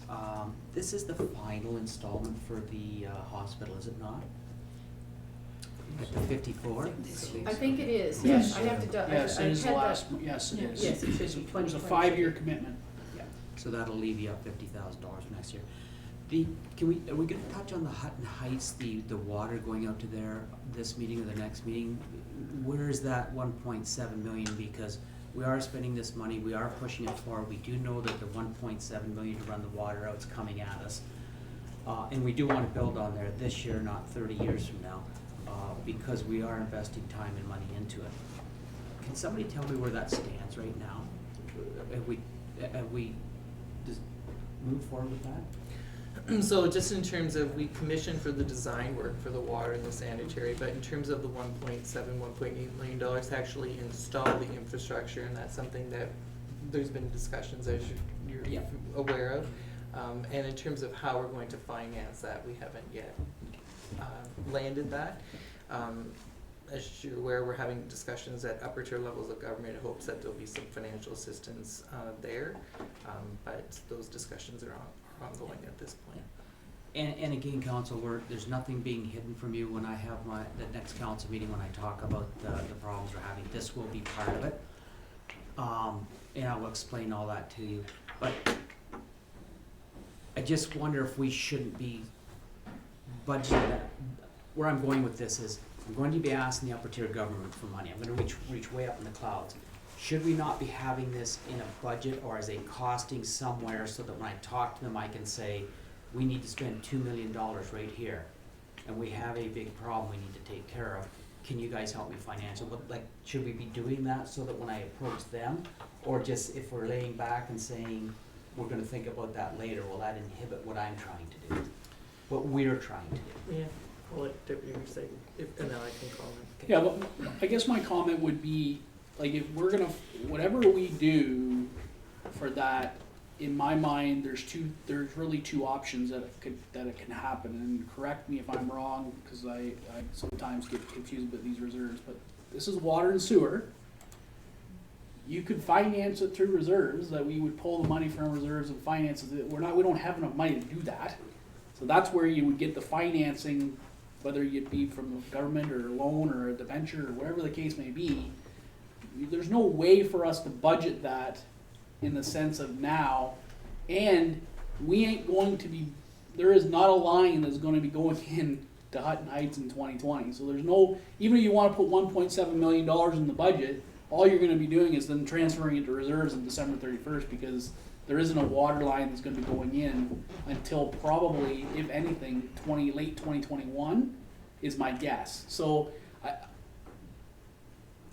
to say to the upper tier government, we are looking for funding, all you have to do is look at our water and sewer reserves and say, we've got a water tower that needs to be looked at, and we've also got, and to deal with that, we also have an expansion to our municipality to help us with our overall taxes issue as well as our water and sewer concerns.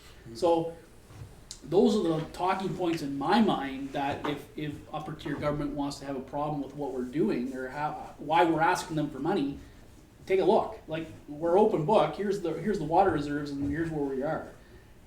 I don't see that being an issue. I just, putting it in the budget is going to be fruitious in the sense that even if we got money today, we still have to do all the studies before we can dig any ground.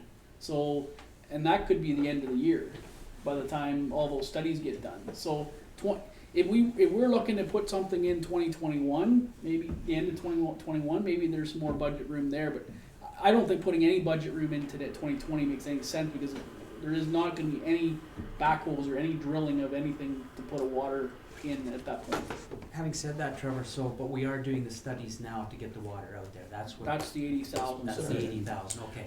Well, yeah, so there's 80,000 in terms of, we're doing environmental assessment, we're doing archaeological assessment, and then there's money coming out of the water and sanitary sewer reserves to the tune of about 120,000.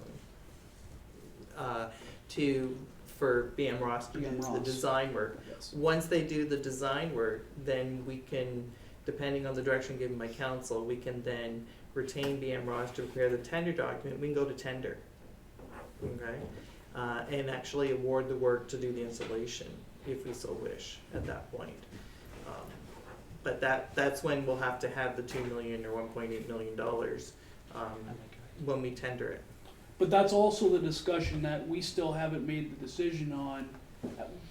After we get the 120,000 from BM Ross, which was the engineering discussion, that's the time this council needs to truly look at the discussion whether we're going to be the developer or we're pawning this off on somebody else. Mm-hmm. Because at the end of the day, we're not going to want to issue a tender because if we're not being the developer is going to want to issue the tender on their own. Like, we're not going to want to issue the tender if we're not the developer.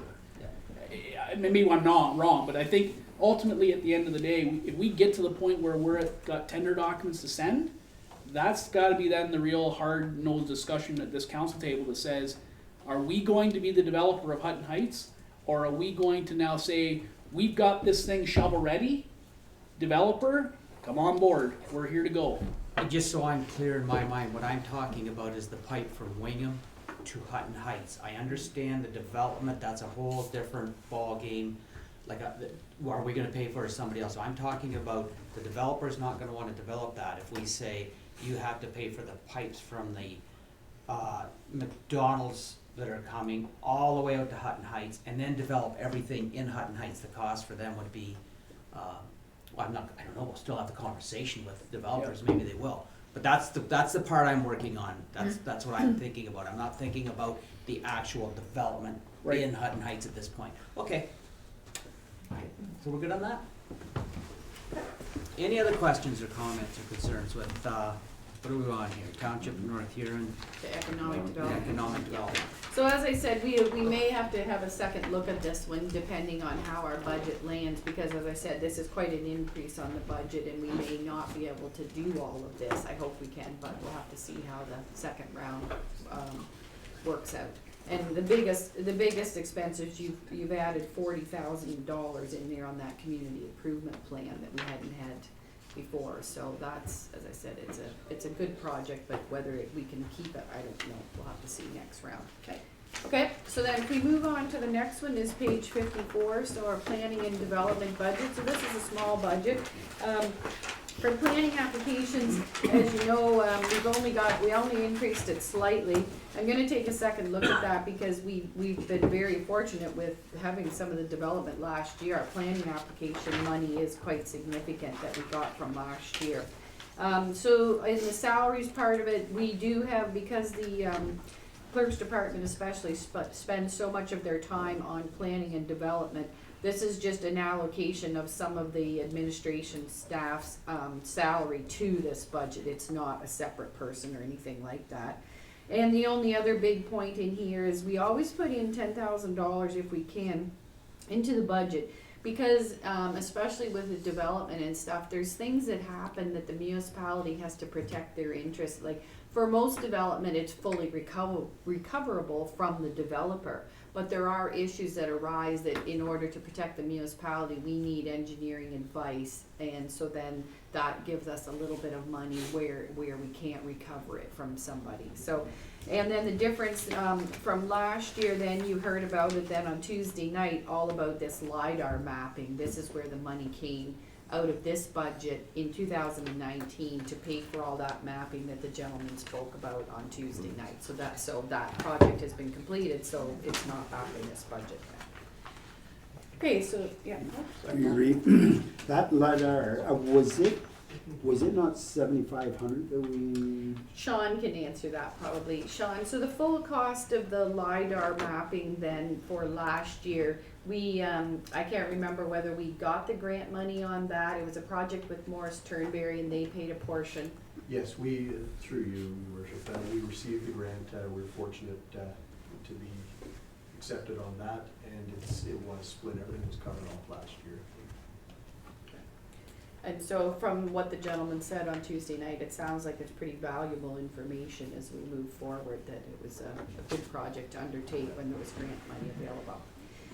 Okay, so moving on then, we're gonna move quickly to page 56, which is our loan payments. So our loan payments are whittling down somewhat, so, which is good. We still have a total of $164,281. It appears in various portions of the budgets we've already discussed to pay for our loan payments. So again, we have the a grader that we purchased. It was for a 20-year term and it will end, or pardon me, 15-year term, and it will end in 2026. The rink grant, which was for improvements, the biggest part of that was paving of the whole parking lot down at the complex, so it will be finished in 2021. And then next year in 2022, pardon me, and in next year in 2021, the roads projects, that was a various roads projects that we undertook in 2009. So those, that will be paid for in 2021. And then we'll still continue with the fire payments till 2026. And that was when the fire boards dissolved and North Huron had to purchase the share of the assets to pay out the partners. So as I said, these borrowings will continue on for several years, and then once we pay them off, then of course we reallocate that money hopefully to asset management projects and other infrastructure as we move forward. And then, as you know, we have various internal borrowings as well with the street lights. We'll probably end up borrowing some internal money, approximately $400,000, depending on how the fire hall public works project turns out. And we have the plow truck, etc., that we're paying ourselves back on those. So there's no set schedule, of course, on any of those.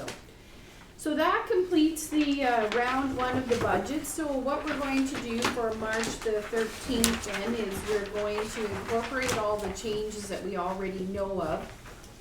There really isn't that many, but what we do want to change will have some significant amounts. So say, for example, incorporating that $60,000 for the police department and the Wingham contract, that will have a pretty significant impact on what our next version comes up with. And then, of course, though, we have some decisions you made on Tuesday night, adding the additional I think it was $23,000 for the assessment of the trailer park and some of those things. So we'll update all those numbers, and we'll have a really good discussion on March the 13th. I'm hoping that that will be, pretty close to final budget. I'm hoping that with a few, I mean, it would be great if that is our final budget and we can adopt it in principle. But we'll see how it works out and what the actual impacts are onto all the individual taxes. So we'll spend some time on that for sure on March 13th, just to see all of that. So moving off onto the budget, the next thing that we do have to talk about is the modernization funds. So as I said, this was a collaborative effort from all senior management. And I guess the best thing to do would be, the one thing, before we get too far into this, I just wanna say that, to note, with the two projects that you gave approval to, we've noted in here that there's $525,643.23 left. We definitely have to have a motion to transfer that into reserve for 2019 year end. The year end's over, we didn't spend that money. So we have to have, the motion has to definitely say that for 2019 year end, it goes into reserves. So then, this report talks about ideas on how to possibly allocate these funds in 2020. So council had asked for this report to come forward at budget time, and so we thought today it's quite a lengthy report. There's a lot of items in here, and so we wanted to be able to have, at a council meeting, this would be too much discussion to get through a council meeting. So what I guess we'll do is, there's pieces each of the department's heads have to speak to, so I think what we'll each do is speak to our own pieces in order that they appear in the report. So Sean will be speaking to some, and Carson will be speaking to some, Dwayne, and we'll move on that way. So in the preamble of the report, we did put in a little bit of background information as to how some of the other municipalities spent their money, which, I mean, makes no, it's only for interest's sake. There wasn't any right or wrong way really, other than that the flavor of the funding was for modernization. So I'm gonna start off, and so the first thing there is a new payroll package. So our payroll package we've been using for quite some years, and we do extensive job costing. So that means that various employees of both Vicky and Sean work in many different departments in a day. So with the payroll package that we currently have, we're able to track that. But what it doesn't do is it doesn't track for us vacation days, bank time, sick time, bereavement time, all of that. So we do that on a manual basis. So we've done some preliminary search on different payroll packages out there, but we haven't gone so far, of course, to even look at, you know, which would be the best package to suit our needs. So as I said, we've done some preliminary work, and the costs look like they vary greatly in pricing, but some of the ones we looked at with initial options that looked like it would suit us would be about $20,000. So the benefit to the township would be improved accuracy on employee records and the elimination of manual record keeping. So that's some of the benefits and advantages of a new payroll package. So then now we'll move on to what would be easier. Do you want to ask questions as we move along, or do you want to wait until we've gotten through? Oh, I'm just trying to bring this up because again, I don't have it on my paper. That's it? That's it. Okay, thank you. So Yeah. we'll just. Great. So, go ahead. Through you, Reeve. Yes. Don, these packages, do they often require monthly fees as well? They would require an annual fee Annual? after. Yeah, they definitely do. And that would range, that ranges depending on what package you buy, how much that would be. So, as I said, we're just looking for some sort of initial authorizations today to do further research, but we certainly aren't gonna run out and like, even whatever happens today, we're not prepared to buy one at this point. As I said, we don't know where we're gonna go on this report yet, so we've done our preliminary investigations, but we would certainly be bringing back, if council agreed to it, then we'd have to do, you know, full-on research with pricing, annual costs, absolutely all the benefits and those sorts I of was just things. curious at Yeah. this point. Yeah, but definitely there would be annual costs. So before we go any further, I just want to speak from the Reeves chair, and this is from the Reeves chair. This money is a one-shot deal, it's $500,000. I'm very leery, not to say I'm totally against it, there's things we need. I'm very leery of spending this money into operational costs.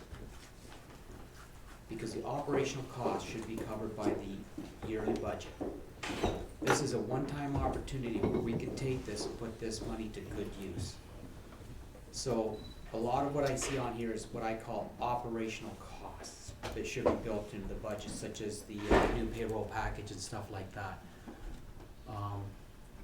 I'm very leery of putting money towards that. This was meant to help us, in my mind, it was meant to help us get a jump start on all the headaches we have. So I would see this more as putting into something that's really long-term and efficient, like Hutton Heights, like building stuff that's not, that we may need help with. And even then, to fix the building should be an operational yearly thing. The problem is it hasn't been done for a lot of years, because the guy 10 years ago has the same problem we have now. There's not enough money to go around. They weren't doing anything wrong. But these, when you get something like this, you want to be very careful. This will be one, when I'm talking to the upper tier governments, they are going to ask me when I'm reaching out for the $2 million that I hope to get from them. They're going to say, what did you do with that? And I'll tell you now, if I say I bought a gravel truck, or I did that kind of stuff with it, they're going to say, well, you kind of wasted the first $500,000 we gave you. So keep that in mind. It is a council decision, but that's the way I feel about it. Paul, go ahead. I sort of beg to differ a little bit with, I figure this is modernization. Mm-hmm. And I feel the example we're just given there, that's going to make efficiencies, that's going to improve efficiencies. And they're going to come back and like tracking time off and accuracy, to me, that's helping us out down the road. Like, to me, that's ongoing. Like, that's month after month that they can do that. Like, that's where I'm reading this and I see the modernization, and it's for efficiencies, and I don't see anything wrong with something like that. And I think they wouldn't frown on that at all. My thought, just my thought. No, that's okay. Again, I view it as an operational cost. Kevin? I agree with both your looks. Right in the middle. There's a political answer. My only comment would be much to your conversation about you have a chance with Hutton Heights to move things forward. I would be much more relieved if you're going to do something like that with this modernization money, it went to a project already on the books, already at high priority. I would much rather see it go like to the standpipe. That would relieve money that would be coming out of the budget for water and sewer anyway, then that money being forwarded to a new project. Not bypass the priorities that we already have set in our infrastructure. Yeah. Keeping in mind, everybody, and then I'm gonna go to Chris, and then I'm gonna go to Anita. Let's keep this with our strategic plan too, the values of our strategic plan. Yeah, I don't think the money from the standpipe should come from the modernization fund, because it's really, the modernization fund is for the whole municipality and not only for the water and sewer usage. I think these little packages we're going to be presented, like the new payroll packages, I think that it is a good idea, because it's eventually it will get your budget down, hopefully, because people are working more efficiently. That's how I see it. Yeah, I think we have to be careful that we adhere to the definition that the government places on this fund. You know, if we want a pat in the back from them that we did a good job, we better be bang on for what, you know, the area that they're thinking. You know, whether it includes something, some works at the Hutton Heights or the standpipe, you know, that's for conversation. Yeah. But let's do what they recommend. So, any other counselors wanna? Okay, Donna, it's your Carry ball on. game. Let's make decisions. Okay, for sure. So then the next one is records management contract scanner position. So Carson, if you could speak to that one then. So, through you, your worship, so before I touch on that, I just want to pull the piece that we put in the executive summary. so this is the little insight that I might be able to provide. Before I started here, at the time I was a municipal advisor with the ministry when these funds came out, and basically the direction we got down from the top was spend the money in ways that are going to make you more efficient and modernized to reduce your expenditures in the long term. And then so basically that's kind of where we've developed this list from, with that mindset of if we implement these things now, you're gonna see our long-term expenditures go down. So in regard to the contract scanner position, so as council's aware, we've touched on that one of our most pressing needs is our records management. In 2019, council would be aware that we've purchased and implemented Laserfiche, and this work is currently underway. One of the largest impediments that we've experienced is the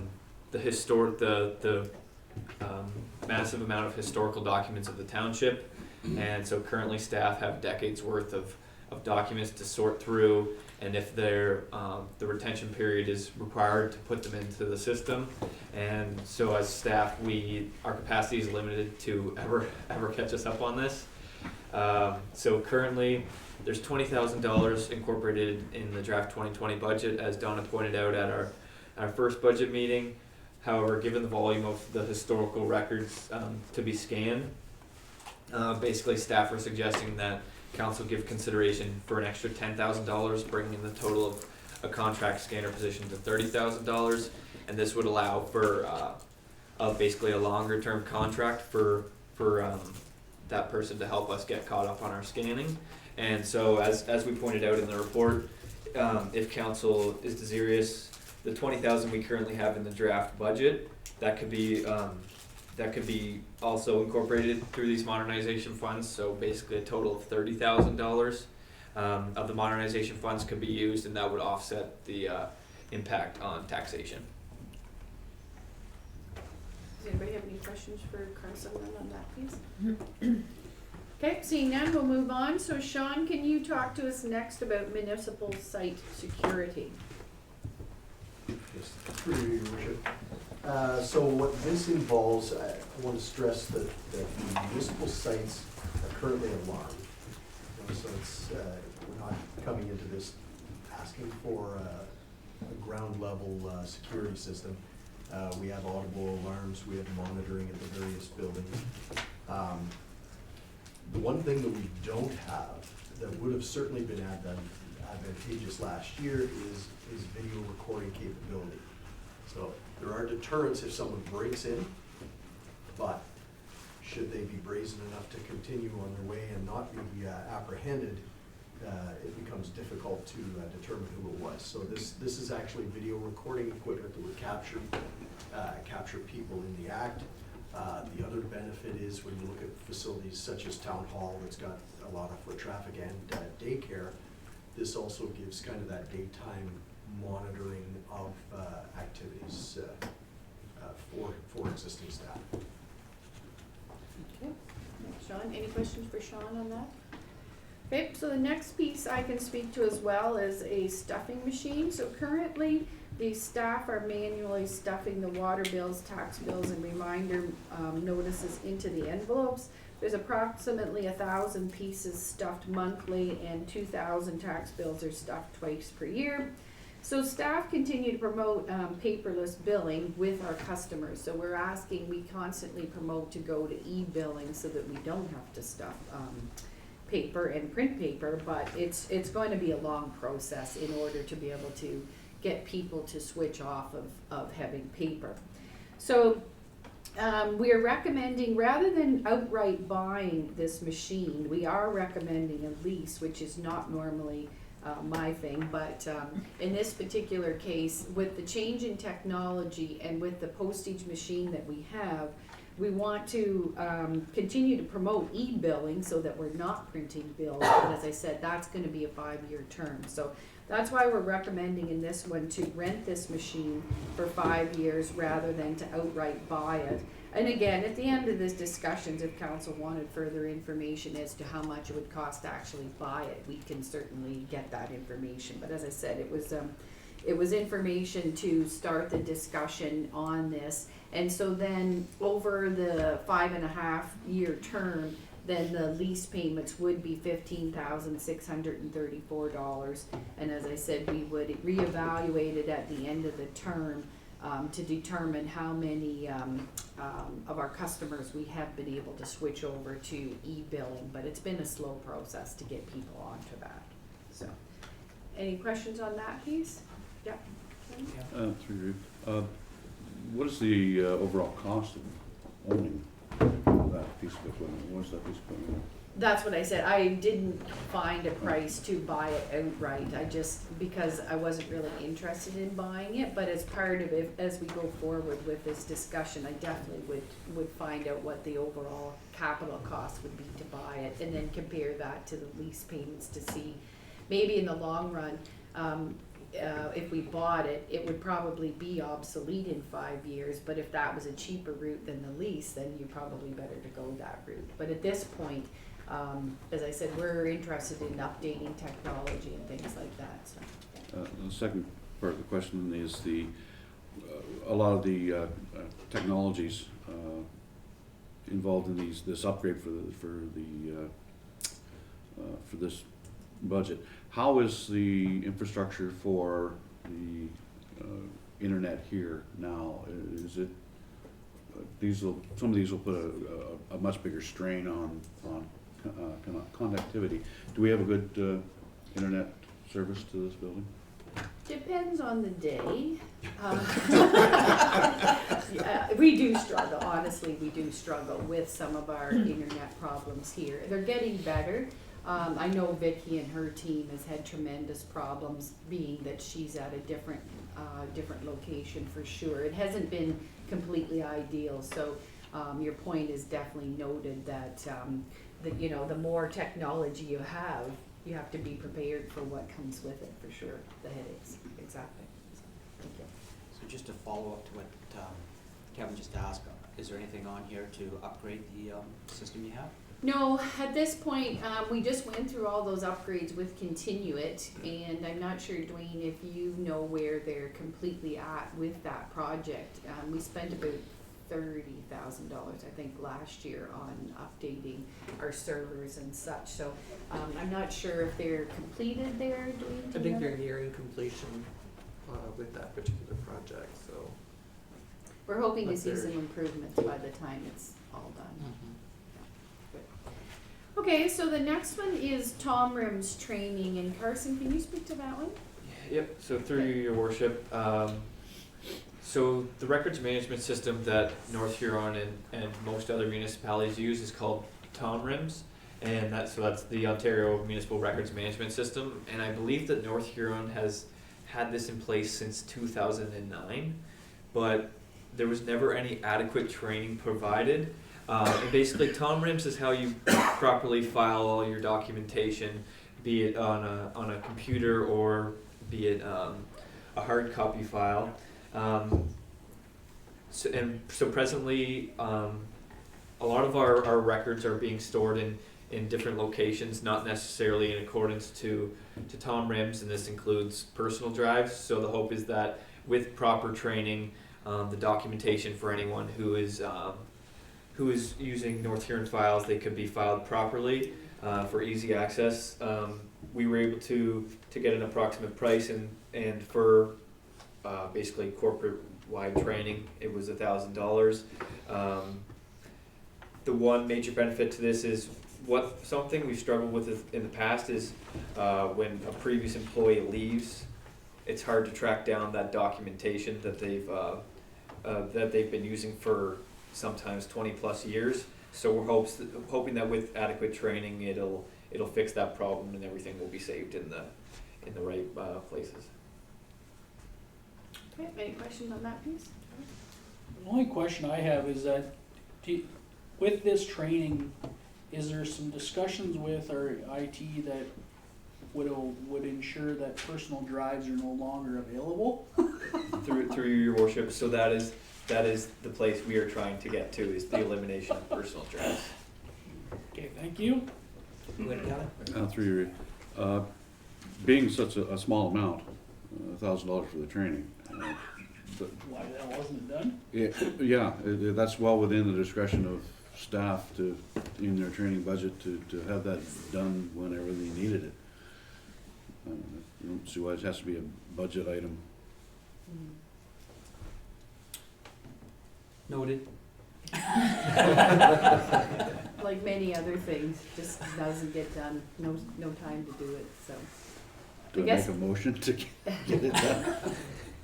Yeah, well, as you know, what happened in the past was, we did have a dedicated person on Tom Rim. She took all the training, and she then went out and trained the other departments and such. So the other departments didn't have training directly from Tom Rim, she did, and so, she got it up and running and then left. And so then really the records management, it's just one of those things that nobody has time. When no one person is in charge of a project, then sometimes it doesn't come to fruition. So that's basically what's happened here. But now records management is such a priority for us, and we're trying to do every little thing we can to make a better job of it. Some of us older ones will be out the door soon and we won't know where the stuff is. Don't take your drive with you. Okay, so did anyone have a question on that?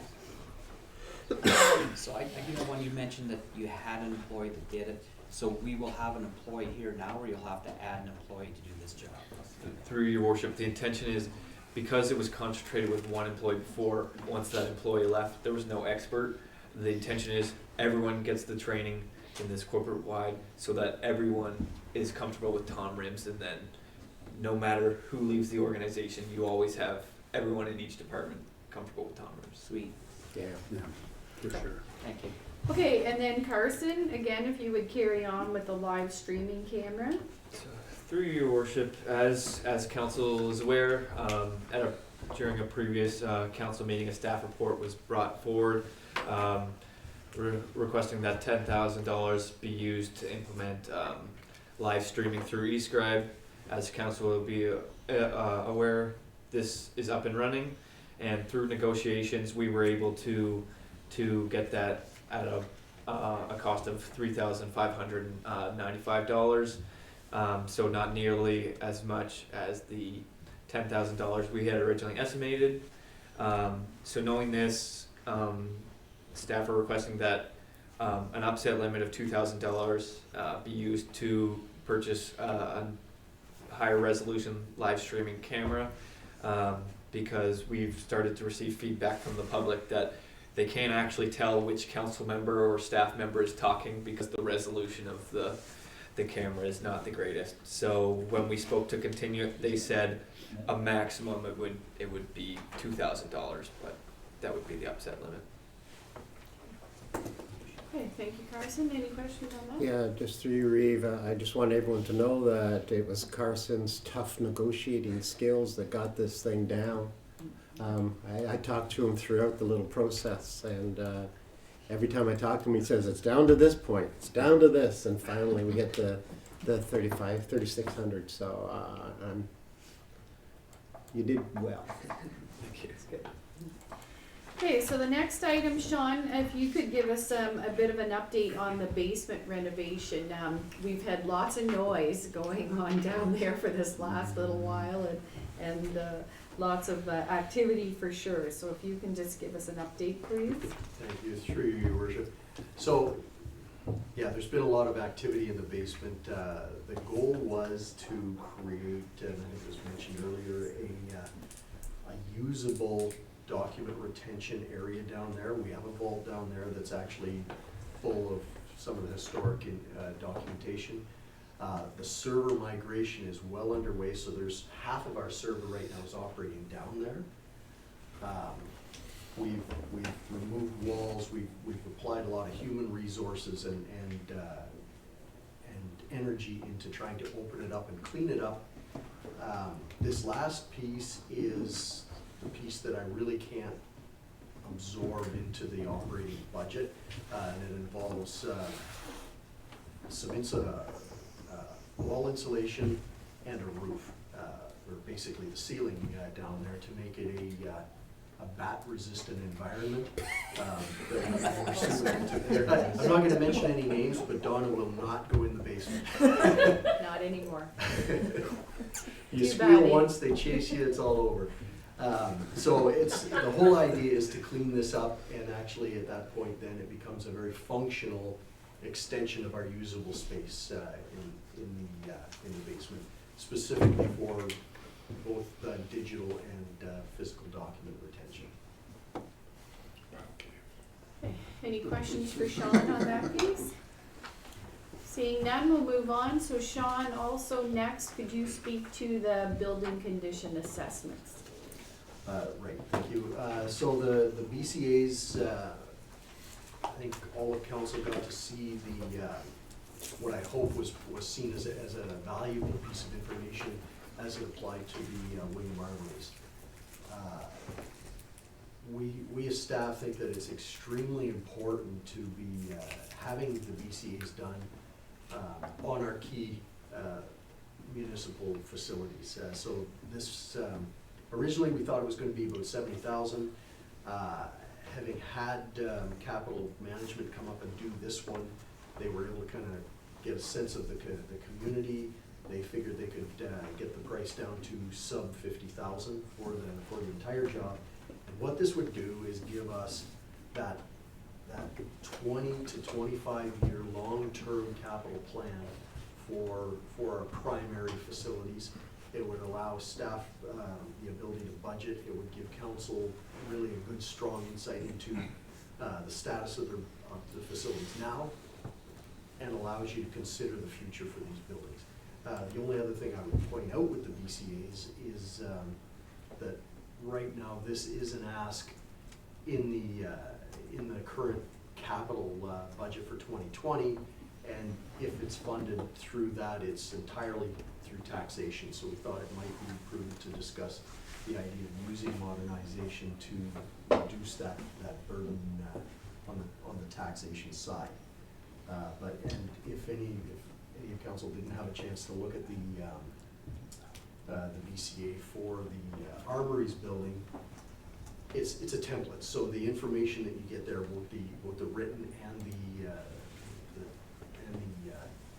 data, the 20-year data projections, that would be the same type of information you would have for every building that we would incorporate into this. Sean, if I could just ask you, we will be doing every building because this is part of our asset management program, right? If we can build this into our asset management program. All of the information out of this gets fed into. Now, I'm hesitant to say every building because there's ones that really, you know, the pump house out here. Okay. We're not gonna look at that. You know, some of the small change rooms and that sort of thing, no. But town hall, museum building, the arenas and recreational facilities, the work sheds, the facilities that are significant in value and that we rely on in the long term were the ones that we targeted, and that's how we come up with the 10 facilities. I just want to make sure that, Donna, we're tying this into the asset management program, and that if you're gonna spend the money, let's do everything. Let's be complete so we don't have to go back and bump around later. The treasurer and I have had that discussion, and Great. that's the whole idea, is that we would bring all of this information into the asset management Great. system, put a big bow on it. Sweet, thank you. But that is just the 9 main buildings, it isn't them all. So the list, we have the list in here of our largest buildings that it would be. So it's not the sewer plants and the water plants and those types of things. So just so that when we do our asset management plan, it's in there so that because clearly it's gonna be very important for asking for funding moving forward. So if there's anything, now is the time. If we're gonna spend the money, let's do it right. So that if something happened to the pump and we wanted a $10,000 pump, and then they said, where is it on your asset management plan? And you went, well, we didn't do that one. So you guys know where I'm going with this. Right. So you guys know what to do, and where the council wants you to go with it. Okay, thank you. Okay, so the next one is town hall accessibility renovations and office space. So Dwayne, I think that's yours to speak to that one. Yeah, so in the next year or two, so by 2025, we need to achieve meet AODA requirements, and we need to look at all buildings, including town hall. So in the next year or two, we're gonna have to start turning our thought and attention in terms of this building and in terms of the administration. And as council's aware, staff are currently dealing with space limitations for staff space in terms of we currently have cases, for example, on a day in the week when we'll have 2 staff members working kind of in opposite sides in this space at the present time, conducting their business, but having to conduct it within the same space. So I think, so anyways, we're going to have to give consideration to space as well as consideration to AODA. So for example, our front counter right now does not comply. We're going to have to spend some money on that. And I mean, that leads into a bigger conversation in terms of the building, town hall, how much we invest. So what we're suggesting and what we put in the draft budget, we feel that we need to start putting some money away to deal with this, tackle this. In the draft 2020 budget, there is $10,000 currently in there. If council so wished, in terms of bumping that up, use 40,000 modernization funds, put that into reserves to make it available for future decisions regarding as we move forward for our AODA and our space limitations here. So, Questions? Go ahead, Paul. Yes, I really feel this is important because by 25 we have to have accessibility, so very good. Okay, so we'll carry on to the next one. So I think Dwayne, you're also on the next one, the Hutton Heights consultant. yeah, so we've had some preliminary discussions earlier today about this, but essentially there's $80,000, additional $80,000 in the draft 2020 budget to continue on the work that's required to complete those studies. There's is estimated cost to extend the water and sewer is $1.8 million. In terms of all the other projects that have previously been discussed, if those projects were approved, it would leave a balance of $318,508. And those funds, if council is desirous, could be transferred into reserves for Hutton Heights. I know Reed Bailey in terms of is suggesting all of the funds be transferred. If all the projects were approved, there would still be $318,000 that we could allocate to Hutton Heights if that was the wish of council. So. Okay, thanks, Dwayne. And then over the page, then I think Carson, the future considerations, those 2 projects were also your projects? Okay, could you speak to those, please? Yep, so through your worship, we thought it was important to point out some modernization efforts that were not at the stage where there's something that could be implemented in 2020, but just to kind of give council a heads up for future considerations. So the first one is the internet publishing to eScribe Laserfiche connector, and so while our contract scanner position that I had mentioned previously is going to help us get caught up with our historical documents, basically what this eScribe to Laserfiche connector does is help us with our ongoing documents and basically put them on our website. So as council's aware, we're currently in the process of going to transitioning to a new website.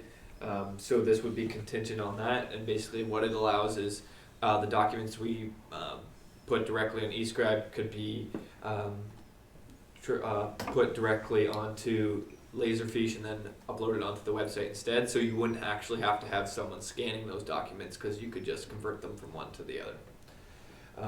Then the other one is the additional Laserfiche licenses, and so basically once we have our documents in the Laserfiche repository, the idea is that it becomes a corporate-wide initiative, and basically all the departments would upload their own documents into the Laserfiche repository and then access them themselves, right? So right now we have 5 licenses, and that was just to get us, it's getting us started with the clerk's department, and we're working out the challenges there. but then ideally you'd at least want your senior management team to have licenses as well, so that they could go into the Laserfish repository and then search for the documents they need. Where right now, a lot of the reliance is, if someone is looking for a document, a lot of that reliance falls to the clerk's department, and then we find it for them, and then basically send it out to the relevant department. So can I just ask why we just don't add this right now and make the changes and put a little less away for Hutton Heights? Because if I'm understanding this properly, we've come all this way and then we stopped, and this is for the future, but it's kind of needed now from my understanding. So again, just tying the bundle up if we're gonna go down, because I haven't heard anybody in council say they're against any of what you guys are requesting. I would suggest to council that we just add this and be done with it.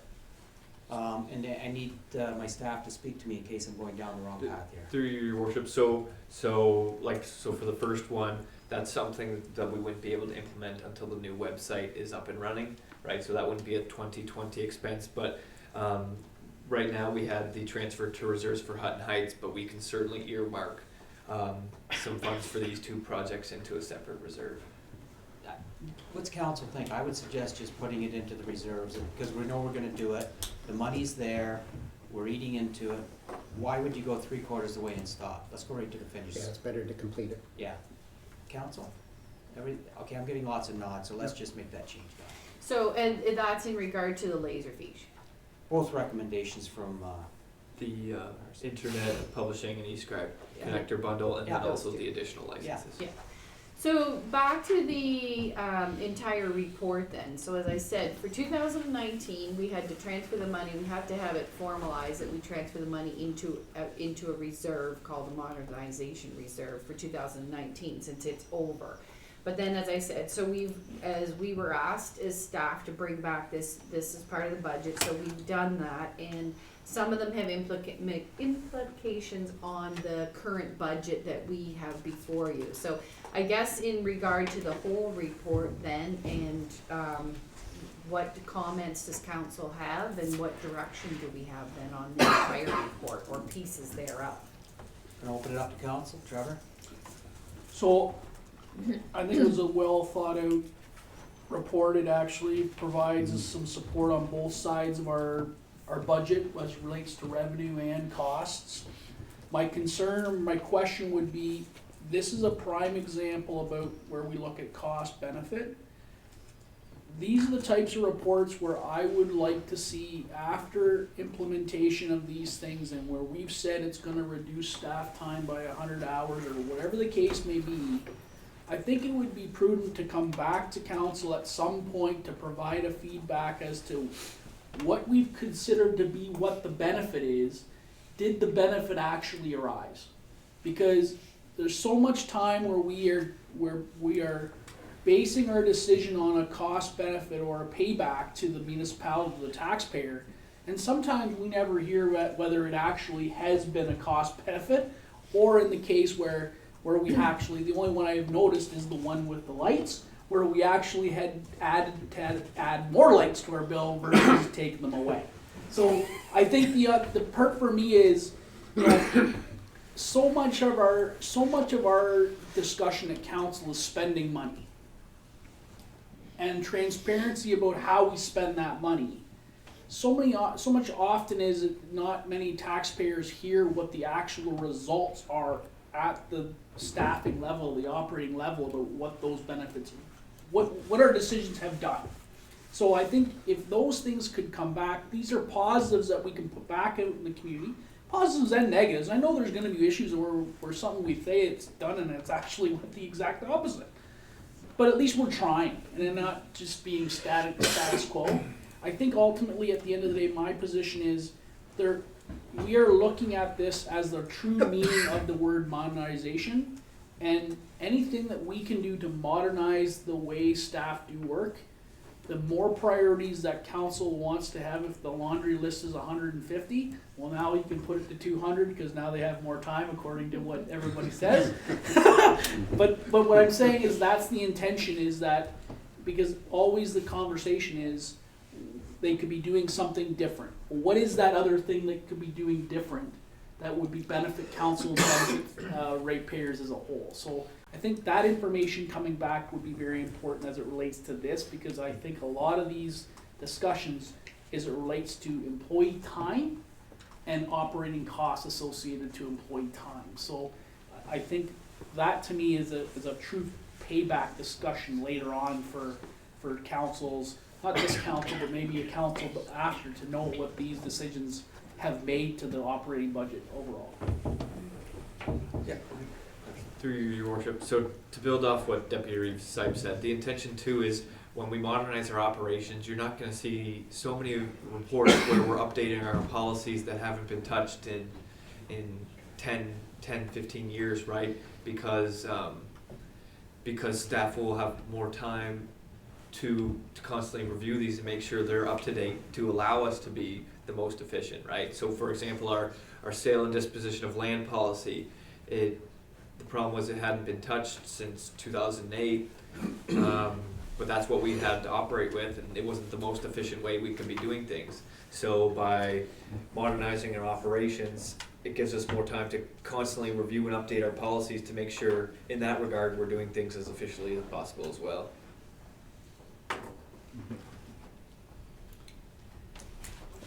Okay, so as I said, the total of the items listed was just over 200,000, which would leave 300,000 for Hutton Heights or whatever council wishes. And then with the additional items that Carson talked about, there would the one is over 20,000, and then the connector bundle, Carson, you don't actually have a price on it as yet. Yeah, we require further research. And you wouldn't get to it in 2020 anyway. No. So, and as I said, this is a pretty ambitious list, so I mean, as I said, you'd get it all, if whatever pieces or all that we would get it started, but as I said, I don't know whether every piece of it would get completed this year, but would certainly get underway. So we're looking for direction then as to whether we take some of it, all of it, half of it, none of it. What is council saying about it? Paul? Pretty brief. I was wondering, is there any chance, in a sense, consider all that was taken down, and then maybe still, instead of all of it, the rest going to Hutton Heights, that there is some in reserve, because things can break down that are efficient, and there may be a more efficient way of repairing, like making better time out of it. And if things went wrong, which I hope they won't, but that has happened.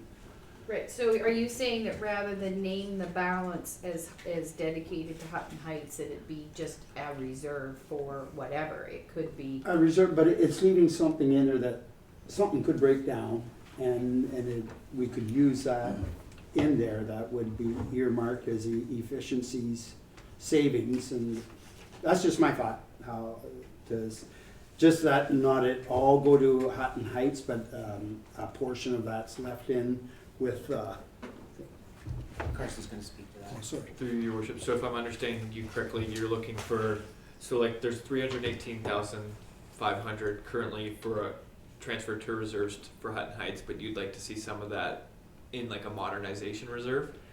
Yeah, however would be the best way of documenting it, just a thought.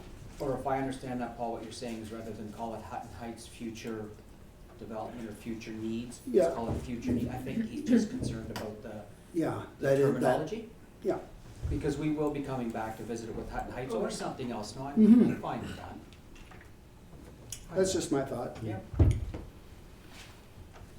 And I wanna go back to Carson for a minute, the one that you don't have pricing on, can you put a rough budget on it so that when you do it 2 years from now, you've already got $25,000 towards it or whatever? Because you wanna end this, right, Donna, so we're gonna bring this to an end. Well, if we can, like if it's maybe, a lot, maybe if there's items you need further discussion, or if you're satisfied with the discussion we're having, then. Okay, Trev? My concern, is you've already alluded to it a little bit, Don, is that we've got a laundry list here. You may not get to it. My concern is that if you're not gonna get to it, then let's put, if we have a modernization reserve, then all it takes is council's, a motion from council to move it from reserve to pay for it.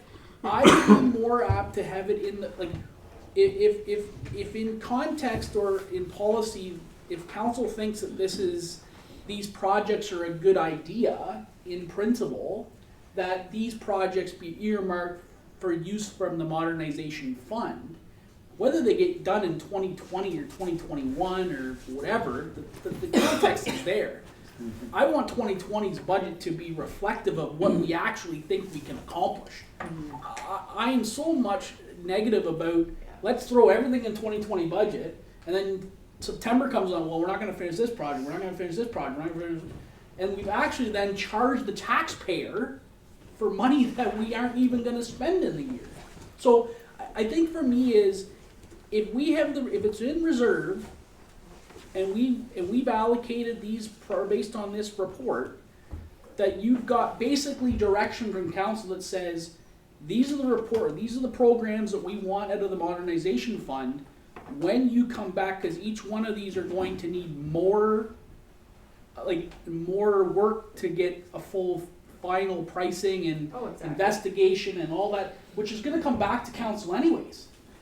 So my mind is that if council is okay with the concept here, we leave it in reserve, the staff go back to put the stuff into the budget for what it actually they can accomplish.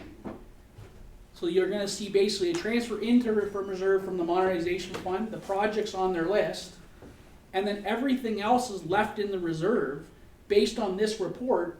And when they get to the report, they bring the report back to us and request us to move it from the modernization reserve to their budget. I just don't think us finalizing this report is gonna make a difference, because there's gonna be more information that comes up as the projects get arose.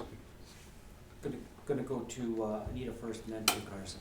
Yeah, so can we use some of this modernization fund in moving it to the reserves of this year, or isn't that the idea?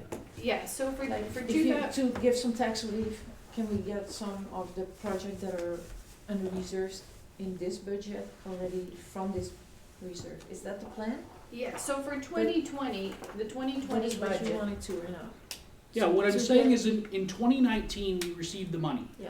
It's gone, we have to make a motion to put it into reserve for Yeah. 2019, Yeah. for year end. In 2020, what I'm hearing from Donna is this is a very big list of projects that may not get accomplished, or may, but there's a lot of things on senior management's list that may not be these. So Yeah. what I'm saying is, let's make sure we prioritize what we're actually going to finish, put the ones that we know we're gonna need to do right now, prioritizing them, get them in the budget, know that we can complete them, so that the modernization fund is there. But if we're saying that, I'm just using the example, maybe the stuffing machine, it's a small item, so it doesn't matter, but if that wasn't gonna get done to 2021, this report tells us that that's what the intention of it is. It's the intention to use the modernization fund. It stays in reserve until until staff want to do it. And then let's use the payroll system as a better example.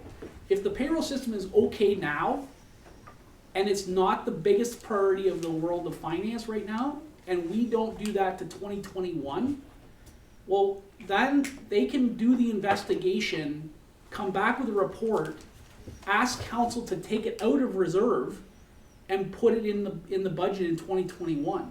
Or it could be part of the 21 budget. I just don't think us taking everything and putting it into the transfer out of reserves of the 500,000 and putting all the stuff in the budget, and then in December going back and putting it back into reserve not when we don't have the full report on what all the steps and places are. Go ahead.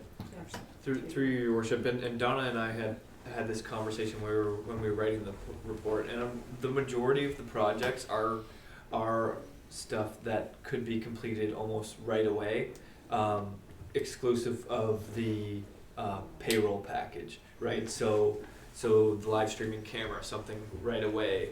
The BCA is something we could get out right away. and the motion we have that you'll see on the agenda, basically we were asking two things. One, that the funds be transferred to reserves, and also that council approves of that allocation. So for something like the live streaming camera, once it's in the budget, we can just go ahead, right?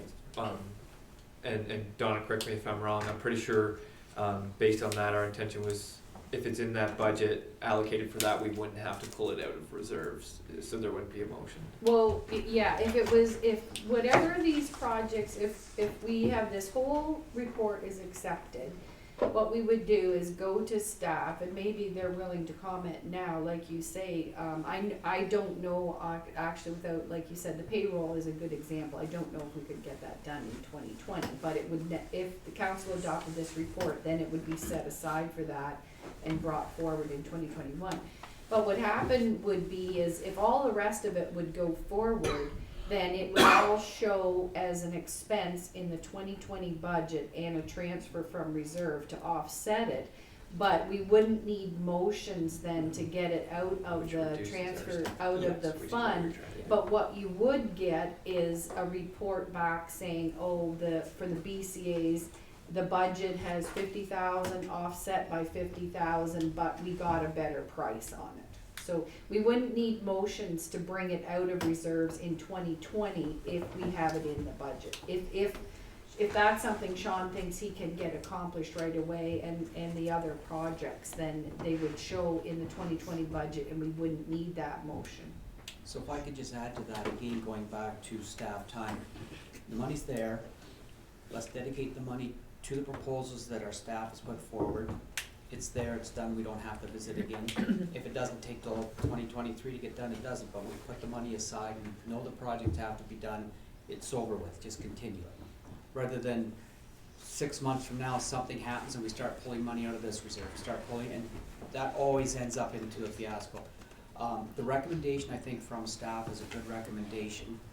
I do understand and hear the concerns of some of the councillors. I think it would be a good idea, instead of calling it the Hutton Heights Reserve, call it Future Development Reserves. You can use it for wherever you like, even if it's called Hutton Heights, but it might be a better sell to the community if that's what you're thinking, Paul. I think we pretty well danced this one. Okay. Sean wants to speak to that. And I just think we just don't need to dance with this anymore. I really think that the staff has put a lot of thought and effort into this, and they put us on a schedule and a financial schedule and a timeline, and let's just move on with it because we're not, it'll get eaten up or something else. Did you have something, my friend? Yes, thank you, Your Worship. I just wanted to make sure I was clear. I have 3 projects on here. Based on current spending thresholds, and my intent, and I think our timelines and abilities are such that all 3 of those would be right away. One of them exceeds a threshold, so regardless, I'm going to have to come back to council to talk about how we procure services for BCA. The other 2, if it was endorsed and adopted by council, I would want to just hear the starter pistol go up. So I just want to make sure that, however the resolution's structured, I don't have to come back to council to talk about municipal site security. I don't have to come back to talk about basement renovations. We're gonna procure the services, we're gonna get the work done, and make sure it's out of the way for 2020. Thank you, Sean. Any other questions or comments from council? All good.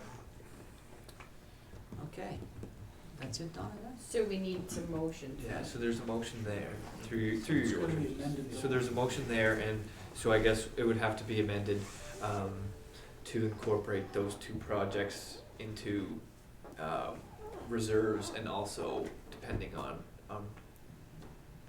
what you guys want to call that reserve, what you want to use it for. Well, it should be called a modernize, we should just leave it as modernization reserve and leave it there, because that way, that money was identified for that, so that would be the way to identify it. But we just have to make sure that the motion is clear that for 2019, it's transferred to reserve, and then it's allocated as per this listing, and with the revised 2 projects, that the listing is accepted or adopted by council, and appropriate items included in the 2020 budget.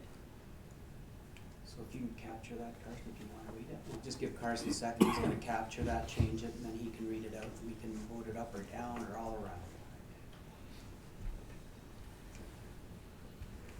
While he's doing that, is everybody fine with what we done? Good pros and cons today, guys, good meeting. And then we just have one last item for today after we decide on this motion.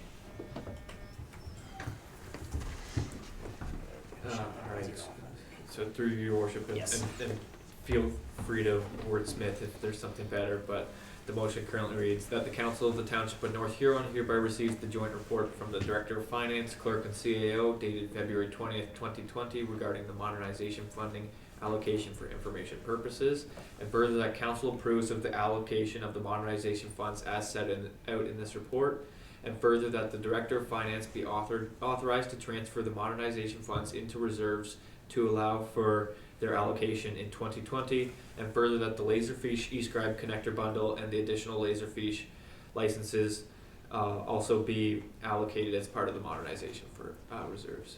So Carson, does it capture for the auditors that it went into reserves for 2019? It doesn't specifically No. say 19, Yeah. it just says transfer the Authorized modernization to reserves. To reserves. So I would So say we in have to say 2019. Yeah, for auditors, they'll want to have it for 2019.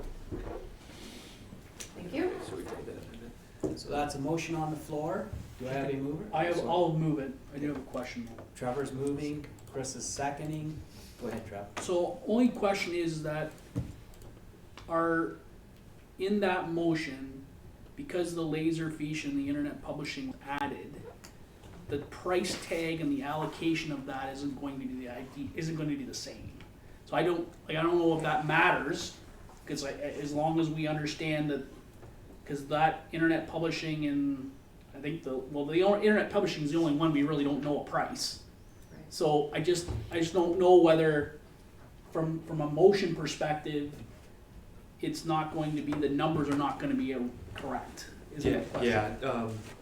So like those two projects would come out of the 318 being transferred to basically The what we'll be modernization. coining the modernization reserves anyways, so basically it's still, the numbers will still be fine. The numbers will still be fine, I think I just wanna make sure that at the end of the day, cause what happens is that now those numbers are not there. The assumption though is in those numbers, is those are upset limits, right? So you like the payroll software is an upset limit of 20,000. If now the payroll software is 30,000, well, you just can't take it out of the modernization fund to pay the additional, right? So I just want to make sure that from a budget perspective, from a direction perspective, that we're encompassing that is an upset limit on those projects. So you wanna put a $25,000 upset limit on the last one that doesn't have any financing? I have no idea what. Yeah, no, I don't wanna speak to any numbers without having, without doing the research first, cause I could be way. And I'm okay with it. I think at the end of the day, it's gonna come back. That one will have to Yeah, come back. because I it think will have to be anyways, pulled because out it's of gonna have to be reserves. pulled out of reserve. Okay, I just wanna make sure from a motion perspective that everybody understood the numbers are not gonna be the same. because we're looking in there, yep. Would Go it be ahead. fair to say then at the bottom, balance of funds be transferred to reserves? Because it's an unknown figure, right? But I think all of it's being transferred to reserves, whether we're using it or not. Well, all of it Doesn't say it, goes, though. all of it goes in 2019, and then in 2020, it's coming back out with all the pieces that can be completed in 2020. So you'll see those in your new version of your 2020 budget. I was thinking the balance of all the items, we don't have a real total, and the balance of it will be going to the modernization reserve, right? You know, cat and height thing. It should say balance, or, to me, that tells me that it's whatever's left. You can incorporate the word balance in there, right? Carson? How did you say that the Yeah, so I can, through your worship, so I can amend that, so, something to the effect that after the addition of the two additional projects, that the remaining balance be transferred to the modernization fund reserve.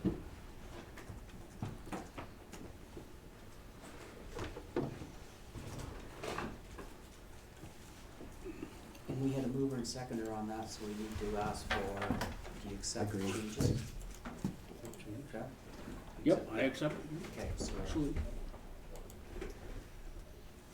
So here's what I have now, that the Council of the Township of North Huron hereby receives the joint report from the Director of Finance, Clerk, and CAO dated February 20th, 2020 regarding the modernization funding allocation for information purposes, and further that Council approves of the allocation of the modernization funds as set out in this report, with the balance of the funds being transferred to the modernization reserves. And further that the Director of Finance be authorized to transfer the modernization funds to reserves in 2019 to allow further allocation in 2020. And further that the Laserfiche eScribe connector bundle and the additional Laserfiche licenses be allocated as part of the modernization reserves. Agreed. okay, all in favor? Carries. Okay, thank you. And the last item then, a small item, is in 2019, as you know, as per Schedule F of the cross-border agreement, Morris Turnberry provides us a contingency payment of $10,000. So we have put that money, when the money came in, I just receipted it in as miscellaneous revenue. So, but for year end, I just wanted to confirm whether or not council wanted it to be offset to a particular item. So we had discussions amongst staff as to where an appropriate department might be to allocate that to, and therefore we recommended that the $10,000 come out of miscellaneous revenue for general government and be allocated towards the daycare program expenses for 2019. So I'm gonna read the motion that the Council of Township of North Huron hereby receives the report from the Director of Finances dated February 20th, 2020 regarding the $10,000 contingency fund contained in Schedule F of the cross-border agreement with Morris Turnberry for information purposes, and further that the council authorize the Director of Finance to allocate the $10,000 contingency fund from Morris Turnberry towards the 2019 daycare program expenses. Do I have a mover? I have Anita, I have Rick seconding. Questions, concerns? Go ahead, Kevin. Would this money be better spent set aside for possible expenses dealing with Morris Turnberry? May I answer that? Yes, you may. Okay, so my next comment was going to be, if council's in favor of that, is that we actually transfer that money into a reserve for future daycare. Like, you've got a lot of daycare initiatives underway, and so I think if we set that 10,000 aside, you know, possibly for the Blythe daycare or any of those sorts of things. Valerie has her hands full with trying to figure out how she's going to move forward. So that was going to be my next suggestion, was that we do this motion, and then my next recommendation would have been to put it into reserves for some of these future initiatives. So I think that's kind of the same line as what you Yeah. were saying. Yeah, no, it was more of a comment than. Oh, okay. No, Kevin, I appreciate that as a comment, thank you. Okay, all in favor? Carries. Done. And so then if I could have the second motion to put that into a reserve for future daycare I will initiatives. move that motion. I have Trevor, Paul. Questions, comments? Seeing none, all in favor? Carries. Okay, thank you, council. So to wrap up then, our next meeting is March the 13th on the budget. All these things we've discussed today, we're going to be incorporated into your version 2 of your budget, along with the other changes that we've received since this budget was put together. And so we're going to be working on that. You'll have the budget out about a week in advance again. So once you get it, if you have any questions for me that you want to ask me right away, please do so. And or the department head who they belong to. So that's everything that I have for this meeting, Reeves. So unless there's something further. So Donna, on the next budget, you will be indicating to us where the percentages are gonna fall. We're to that point now? Yes, Okay, correct. thank you kindly. Anybody else have any questions or comments for staff or for Donna? Is it full day on the 13th, or what are we thinking? What was the plan? Well, that's gonna depend on that percentage. So if you guys wanna go home, staff, if you wanna go home tonight, you heard that, right? Or that night. Well, it would definitely be a half day, for sure. I'm not The sure. only reason I'm asking is You I have need, work. I need some, I Yes, just of need to course. kinda plan a little bit. I'm the same way now, I'm getting pretty backed up here.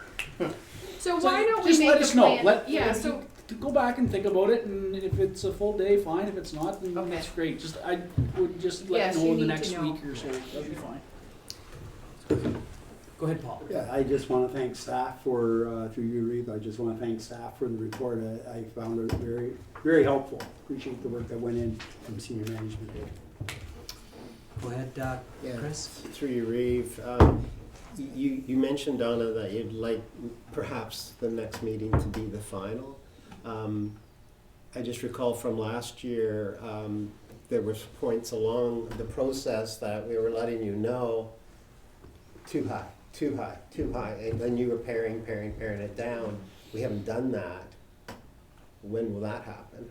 well, at that meeting, if depending on, as I said, staff have a number of areas that they're going to bring to you to have it pared down before you get it. And so then if that still isn't where you want it to be, then we would need another meeting for sure. Okay. Yeah, but certainly any, if there's questions or things aren't the way you want them to be, we wanna know at the next meeting for sure, so that we can wrap it up in one more meeting. And it may be possible that we're far enough along that, that we could adopt the budget in principle with, myself undertaking any direction that you provide at that meeting. Like say, for example, we were very close and there was just, some further minor adjustments, then you could give me direction to do that, in order to prepare the final from there.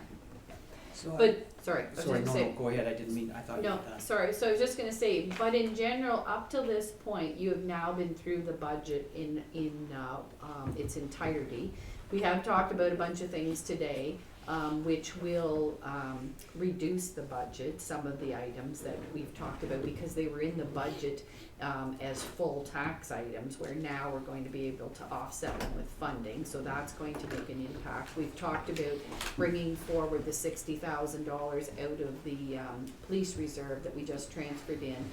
We've had discussions with Sean and Vicky about, we talked about that $110,000 going into reserves for the next phase of the complex project, but we've already had discussions amongst staff that we would cut that back to probably 50 or 75, depending where we need to be. So as staff, we have a lot of things that we're going to be bringing you in the next revision, where we're going to make cuts that we really feel are necessary cuts to make. So the next one will be the miracle one. We hope. Alright. We hope. Kevin? Through you, this is to Carson. The cost of living conversations that we were having at council, has that been final? Like, have we come to a final decision on? Through like the COLA increases? Yeah. Through your worship, that gets finalized with the adoption of the draft budget. So once the budget's adopted, that'll be implemented. So it's in the budget now. So it, So we've made a decision on what that's gonna look like. Okay, sorry. Yeah, so council gave direction to include a 1.5 Okay, in I the just draft budget. wanted to make sure that was, Yeah. that has gone that far. Yeah. Okay. Yeah. I'm just confused whether that had been finalized or not. Don, I've done a few budgets now this year. Did you ask the council if they had a certain percentage they wanted to come in on? We did that at the last meeting, and it was kind of, there was some discussion, but really what the final note was that they wanted to see what the impact was on individual properties and what those, where we landed. So if I could make a suggestion, then you can't go up, but No. just so you know, that if it probably doesn't come in at a 3 or 4% level, you can expect to do some cuts so that they, and I'm not telling that, I'm saying this and looking at my counselors, 3 or 4% tax increase, or you're gonna have to make cuts ahead of time, so you may as well prepare yourself. Would it be okay with council if I said something like, we're not interested in 7%? Okay? Think of the county increase, so then we mentioned 5%, of which I'm not sure what the percentage would be to our taxpayer, but that's what they've come up with, 5. Yeah, we came out at a -1 in the long run at the end of the day. And they do theirs a little different, and so all along, we knew what the percentage was gonna be at the bottom line to the customer, all along. And I don't think you guys have the ability to do that with the systems you run. Well, you're talking about the tax rate as opposed to the spending Yeah. increase, so, I'm talking now tax rate 3 or 4%. well, You know you'll have to make cuts. yeah, yeah, I understand what you're saying, yeah. Council, it's your chance to speak. Well, with MPAC going up so much, I think we should be lower than 3 or 4% with income coming up. I'm hoping Donna comes and tells us it's -1, we never had to worry. Not a chance. She was like, oh! But, Not a chance. but But Reeve, I guess- but I think, Reeve, I think that discussion is warranted in the sense that when that number comes out, we need to break out the responsible parties. Yeah. So, Always do. but we also, like, we have to understand that the increase in taxation is due to assessment, X, due to spending, Y. Not, it's 4% and that's, oh, thank you municipality, you're gonna get yelled at for the next 6 months. Like, we have to be clear when we develop these things that who we are, we're responsible for our spending. We are not responsible for what MPAC assesses a property at. So let's put the blame on where the blame needs to be.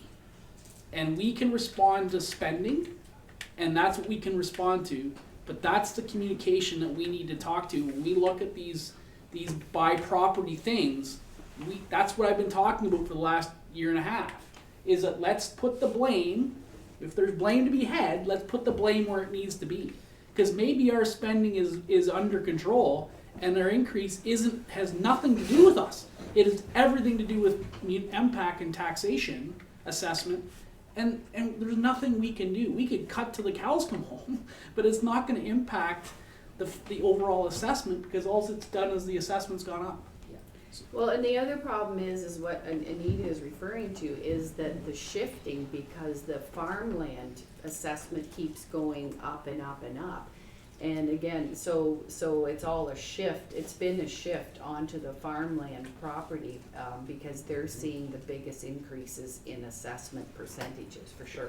So I'll pick up, I'll go to you in a second, Paul. I'll pick up on that. So at county, we've had that conversations, and it's the farmers that actually pointed out that for years and years and years, residential got hit, then industrial got hit, and now it's come around because of the value of farmland going from $150 an acre to $15,000 an acre. They're getting hit, and you guys have been hit 3 or 4 times in a row, and now that shift is coming back around to residential. It's really cool when they did that presentation at county, because yes, everybody's going, the farmers are getting hit now, but even ACW mayor said, but back it up, it's just a cycle that keeps going around, and my land is now worth $15,000 an acre when I retire, not $650 an acre. And the houses are the same way, they're not worth, well, I think I paid $28,000 for my first home, I just paid $310,000 for the lemon I just bought. Things have changed. Things have changed, right? But the value has gone up, which gives us our comfortable retirement. It's not like the land is still worth $650.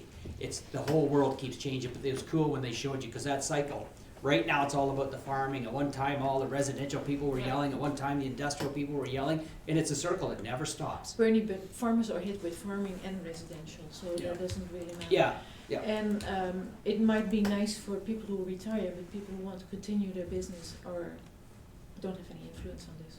Yeah. They still were hitting with all the high. But it's not farmers only. It's not No, farmers no. only. It's all of us. It's just a circle that never stops. It's just you guys are getting hit extremely hard right now. I'm not arguing that point. I'm just saying that it's not always that way. If you look at the 20-year cycle, we've all been affected by it. So, oh, sorry, Paul. Was sorry. first. Go ahead. Go along with you, Bernie, and the residential is going to get hit this next time. We're going to be getting hit, guaranteed. we all saw what happened to the prices. Yes. And I think we also need to be cognizant of a discussion that probably counties had, and is that if you want to provide subsidy to one group or another, the other groups in the part are going to pay for those subsidies, right? Like the money just doesn't go away. If you want to give ratio changes to agricultural land or industrial or whatever, the other groups are going to have to be affected and pay for it. So I just think we have to be cognizant about that, and I completely agree. We have to understand. But my personal point all was, let's put the blame to the blame that needs to be. And if it's MPAC, then we need to be communicating to the ratepayers that you have appeal mechanisms and ratios and stuff that you can do to make it further known. Just don't blame us because your tax assessment or your taxes went up, because it may have been our reason, but it may not have been our reason. Don, I think I clearly heard, and Anita's pointing in lower 3% and lower is acceptable. If it comes back higher than that, we're really going to be looking at cutting something somewhere. Okay, so Trev? The only thing I would like to say is I would really, if at all possible, economic development, that community improvement plan cannot be removed. Period. Like, we put so much effort and time, pain into that. Yeah. For it to go away now would be a lost benefit to this community. So we have to find other options for cuts. But in my mind, the economic development group that we've done has put more information on the plates of the ratepayers and owners and stuff, and we're moving stuff forward now. To start cutting that group, I think we'd be further off to do something else from a programming perspective. I just don't see that's an easy fix. That's an easy target, and I don't want it to be an easy target. I think that's something we need to keep in there come lock, stock, or barrel. Yeah. We will be making decisions on the cut. Kevin, go ahead. I just want to reiterate, Councillor Sipe said that it's one of the few things I've been involved with since coming on to council that I've seen a tangible dollar for dollar improvement in all the things we do, and I've quite a few things we've done that we've never seen any dollars back for. That actually one that's it's doing what it's meant to do. Absolutely. Carson? Through your worship, so the one thing to just point out, if council can advertise, so we currently have the 2020 intake of the facade grant out. We haven't received any applications yet. That application deadline closes in 8 days, so if council wants to make the public aware of this, myself or Dwayne could be contacts on that if they have any questions. But yeah, we'd really like to see an uptake in the remaining funds available for the facade grant. So the Wingham BIA's annual meeting is tonight, so I'll make sure I mention that tonight at the annual meeting. I'm meeting with the storefront owner this afternoon, so about that. So. Okay. Any other questions or comments? Seeing none. Confirmatory bylaw. So I think I've done both of Donna's. Bylaw number 24/2020 being a bylaw of Township of North Huron to adopt, confirm, and ratify matters dealt with by the Council of Township of North Huron. Do I have a mover? I have Kevin, I have Trevor, all in favor? Carries. Bylaw number 24/2020, pardon me, being a bylaw of the Township of North Huron to adopt, confirm, and ratify matters dealt with. Oh, I already did that one. Adjourn. Let's go down to the important one. Adjournment, that the Council of Township of North Huron agrees to being no more further business with the council. The meeting hereby adjourns at 12:04 by Trevor, seconded by Kevin, 2 times over. All in favor? Carries. Thank you, everyone. There's